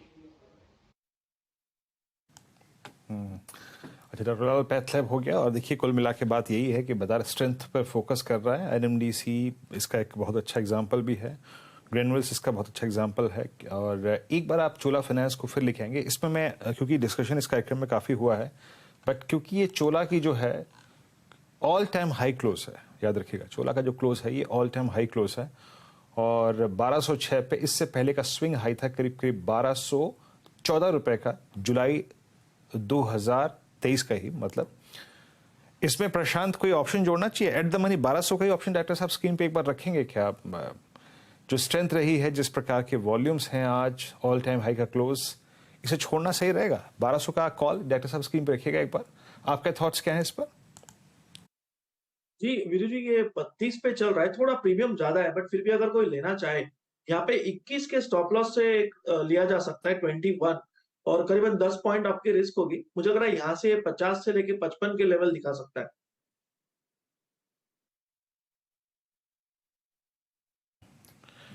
काफ़ी अच्छा खासा मूव इस स्टॉक में, डे हाई की ट्रेजेक्टरी में ऑल टाइम हाई पे क्लोज होता हुआ, और क्लोज अच्छा है, बट कुछ फैक्टर्स याद रखिएगा। मैं ऑटो को देख रहा था, मैं पेंट स्टॉक्स को देख रहा था। देखिए पेंट्स में खबरें और भी हैं, लेकिन सबसे बड़ी बात याद रखिएगा, डायरेक्टर साहब स्क्रीन पे एक बार रखिएगा, आखिरी में जो चिंता का विषय हम अपने साथ कैरी कर रहे हैं एट ऑल टाइम हाई, मोर और लेस फॉर बैंक निफ्टी, मोर और less for Nifty and for mid cap index, वो है क्रूड। डायरेक्टर साहब एक बार जरा प्लीज ब्रेंट क्रूड लिखा है, जो लास्ट टाइम मैंने चेक किया था इट वॉज 92.35। अनुज, मेरे ख्याल से जो सबसे बड़ी वरीज, जो चिंता हम अपने साथ कैरी कर रहे हैं, जिसको बिल्कुल दरकिनार करना शायद सही भी नहीं होगा, जिसको अपने जहन में हमें रखना ही होगा, बिल्कुल, वो है क्रूड। अब यहां से कल ट्रेड करते हुए, परसों ट्रेड करते हुए, क्रूड को अब कैसे फैक्टर करके चले अपने ट्रेड्स, अपनी पोजीशंस पे? वीरू, पता है क्या, मैं ना एक स्टडी देख रहा था कि 15 साल में क्रूड और इंडियन इक्विटी मार्केट का क्या कोरिलेशन रहा है, और आपको एक्चुअली जानकर थोड़ी सी शायद हैरानी हो कि लार्जली कोरिलेशन वैसे पॉजिटिव ही रहा है। मतलब ऐसा नहीं हुआ है कि क्रूड बहुत ज़्यादा बढ़ा हो तो मार्केट बहुत ज़्यादा कोलैप्स करेगा, एक्सेप्ट 2 या 3 इंस्टेंसेस, जैसे कि एक बार जब क्रूड 140 पहुंच गया था तब मार्केट की बहुत बड़ी वरी आई थी, उसके बाद मार्केट काफ़ी गिरा था। और एक 2010 से 2011 का पीरियड था जिसमें क्रूड में 15% की रैली आई थी और निफ्टी में 16% का डिक्लाइन आया था। उसके अलावा अगर बाकी के इंस्टेंसेस देखेंगे, अगर क्रूड में जो रैली है वो इकोनॉमिक रीजन की वजह से आ रही है, मतलब अगर वर्ल्ड इकोनॉमी इंप्रूव हो रही है उसकी वजह से रैली आ रही है, तो एक्चुअली मार्केट इतना गिरता नहीं है वैसे। और ये एक बहुत इंटरेस्टिंग चीज़ रही है। आप पिछले 3 महीने का चार्ट देखिए, सबसे ज़्यादा रैली पिछले 3 महीने में ही आई है क्रूड में, और मार्केट में भी सबसे ज़्यादा रैली पिछले 3 महीने में ही आई है। तो ये हम डरते रहते हैं वैसे, लेकिन मार्केट का एल्गो अपना अलग ही चलता है यहाँ पर। मुझे लग रहा है कि अनलेस 110-115 क्रॉस होने लगे, ये शायद मार्केट इतना वरी ना करे। इसका सबसे बड़ा एग्जांपल है रूपी देखिए, रूपी बिल्कुल रिएक्ट नहीं कर रहा है। इतना क्रूड स्ट्रेंथन हो गया, रूपी बिल्कुल भी रिएक्ट नहीं कर रहा है। ये अपने आप में एक पॉजिटिव है मार्केट के लिए। लेकिन खैर हाँ, अगर बियॉन्ड द पॉइंट आप निकलने लगेंगे 110-115, तब वरी होगी। मेरे ख्याल से 90-95 तक मार्केट पचा चुका है, और उससे अब शायद मार्केट डरे भी ना बहुत ज़्यादा। जी हाँ, तो 95 तक की जो ट्रेजेक्ट्री है शायद उसको बाजार बहुत नेगेटिवली ना ले, और ये हुआ भी है। पिछले अगर आप 7-8 सेशंस को देखें तो हमने क्रूड को 85 से 92 की ट्रेजेक्ट्री में देखा है, और उसी दौर में बैंक निफ्टी चला है, और निफ्टी तो खैर ज़्यादा डिसाइसिवली चला है। खैर अच्छा, अगर आप निफ्टी आईटी की क्लोज देखें तो इट्स 33,062, ऑल्दो हम हायर लेवल से रिट्रेस हुए हैं, बट ये इस दौर की नई, मतलब मई 2022 के बाद की अब तक की नई हाईएस्ट क्लोज है। तो एक बहुत अच्छे क्लोज की तरफ हम निफ्टी आईटी बढ़ते हुए। निफ्टी बैंक का क्लोज थोड़ा सा बैकफुट पे है, बट स्टिल आई मीन, क्योंकि आतिशबाजी काल काफी हो चुकी थी तो उसकी गुंजाइश थी कि थोड़ा सा इंडेक्स बैकफुट पे है, but for Nifty at 20106 again, ये अब तक का सबसे अच्छा क्लोज होगा। इस क्लोज को, आज की मिड कैप की स्थिरता को, आइए चलते हैं वॉल पे देखने के लिए हर्षिता के पास। Harshita, over to you. शुक्रिया वीरू। एक ट्रेंडिंग सेशन, और लग रहा है कि हम 20,100 के आसपास ही जाकर टिकते हुए दिखाई देंगे। 37 अंकों की जो बढ़त निफ्टी में देखने को मिल रही है, और जो 70-71 अंकों का इजाफा निफ्टी बैंक दिखा रहा था। आज का दिन फिर से तेजी वाला सत्र रहा है, और जो हम हाईलाइट भी कर रहे थे, advance decline ratio clearly indicate कर रहा था कि बढ़ने और गिरने वाले शेयरों की संख्या में दरअसल पाला तेजी की तरफ ही भारी दिख रहा है। निफ्टी बैंक आपके सामने 70.2 पर, निफ्टी खुद 20,105 के आसपास ट्रेड करता हुआ, और निफ्टी आईटी में एक पुल बैक देखने को मिला। लेकिन आज की फिर से हीरो मिड कैप स्टॉक्स हैं, जहां पर 473 अंकों तक का इजाफा बनता दिखाई दिया है। कुछ खास स्टॉक्स मिड कैप से ही आपकी स्क्रीन पर लेकर आएंगे। रियल एस्टेट एक स्पेस थी जहां पर हमने देखा है तगड़ी तेजी बनती हुई, और तेजी की वजह बॉम्बे डाइंग ने जो दरअसल अपनी जमीन बेचने की डील कर ली है सुमितोमो ग्रुप के साथ, 5,200 करोड़ में 22 एकड़ का वो सौदा होता हुआ 9% का इजाफा इस स्टॉक में बनता दिखाई दिया।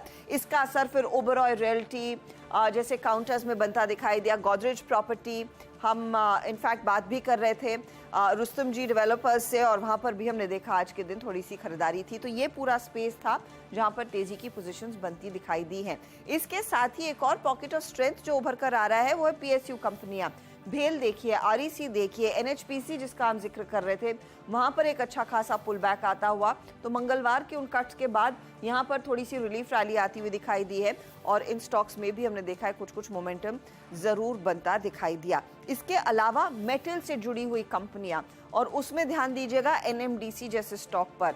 मेटल इंडेक्स खुद आज करीब 1.5% ऊपर था, लेकिन एनएमडीसी आज का आउट परफॉर्मर, जो वीरू भी मेंशन कर रहे थे, हायर ग्राउंड पर लगभग 6% के गेन्स यहां पर क्लोजिंग पर आते हुए दिखाई दे रहे हैं। सेल जैसे काउंटर में तेजी बनती दिखाई दी है।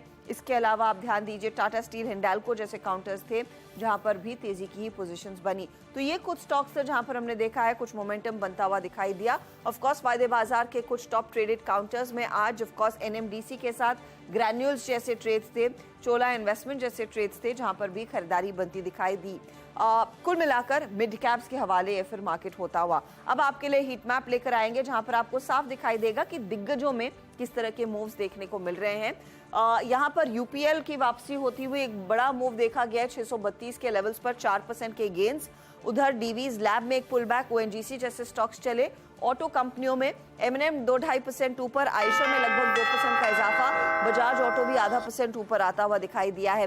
बैंकों में आज हुआ क्या है? बैंकों में एचडीएफसी बैंक थोड़े से बैकफुट पर आया, आईसीआईसीआई बैंक में भी कुछ नरमी आती हुई दिखाई दी। इसीलिए हमने देखा निफ्टी बैंक शायद इतना तेजी में नहीं था, लेकिन हाँ सरकारी बैंकों के दम पर 100 पॉइंट का गेन फाइनली आता हुआ दिखाई दिया। 20,100, और अगर इसी लेवल के ये प्रोविजनल क्लोज ऑफ कोर्स एक हायर ग्राउंड पर हो रहा है, एक न्यू लेवल पर क्लोज आता हुआ दिखाई दे रहा है। देखते हैं एडजस्टेड फिगर वो क्या निकल कर आएगा, वो 20,000 के ऊपर ही रहेगा। तो दूसरा सत्र जहां पर हम देख रहे हैं 20,000 के ऊपर निफ्टी 50 टिकता हुआ दिखाई दिया है। और ये फिलहाल आपके लिए आज का मार्केट, जहां पर मोमेंटम अच्छा और 3 बजे के बाद एक स्ट्रॉन्गर पोजीशन में मार्केट फिर स्पेशली निफ्टी बैंक बनते हुए दिखाई दिए। फटाफट से आपके लिए लेकर आते हैं सीधा सौदा में आशीष और नीरज का परफॉर्मेंस। तो ओएनजीसी, जय भारत, मारुति, फिनोलेक्स और ऑयल इंडिया, ये तेजी वाले ट्रेड्स थे जो आशीष ने आपके लिए किए थे आइडेंटिफाई। दूसरी तरफ अगर आपके लिए लेकर आए नीरज के ट्रेड्स, तो अपार इंडस्ट्रीज इन्होंने पकड़ा 6% का इजाफा। यूपीएल, आरसीएफ और एबी फैशन एंड रिटेल भी दरअसल तेजी वाले कैंडिडेट्स थे जहां पर मोमेंटम खरीदारी का बना हुआ है। बिल्कुल, और मार्केट की क्लोज अच्छी 20,100 के ऊपर निफ्टी पर। हालांकि बैंक निफ्टी में अभी भी 46,000 से हल्की सी नीचे क्लोज, लेकिन आज की हाईलाइट थी broader market. Mid cap index में शानदार तेजी और 3:1 का एडवांस डिक्लाइन। और कल फ्राइडे है तो चेयरफुल मूड रहने वाला है कल बीरो।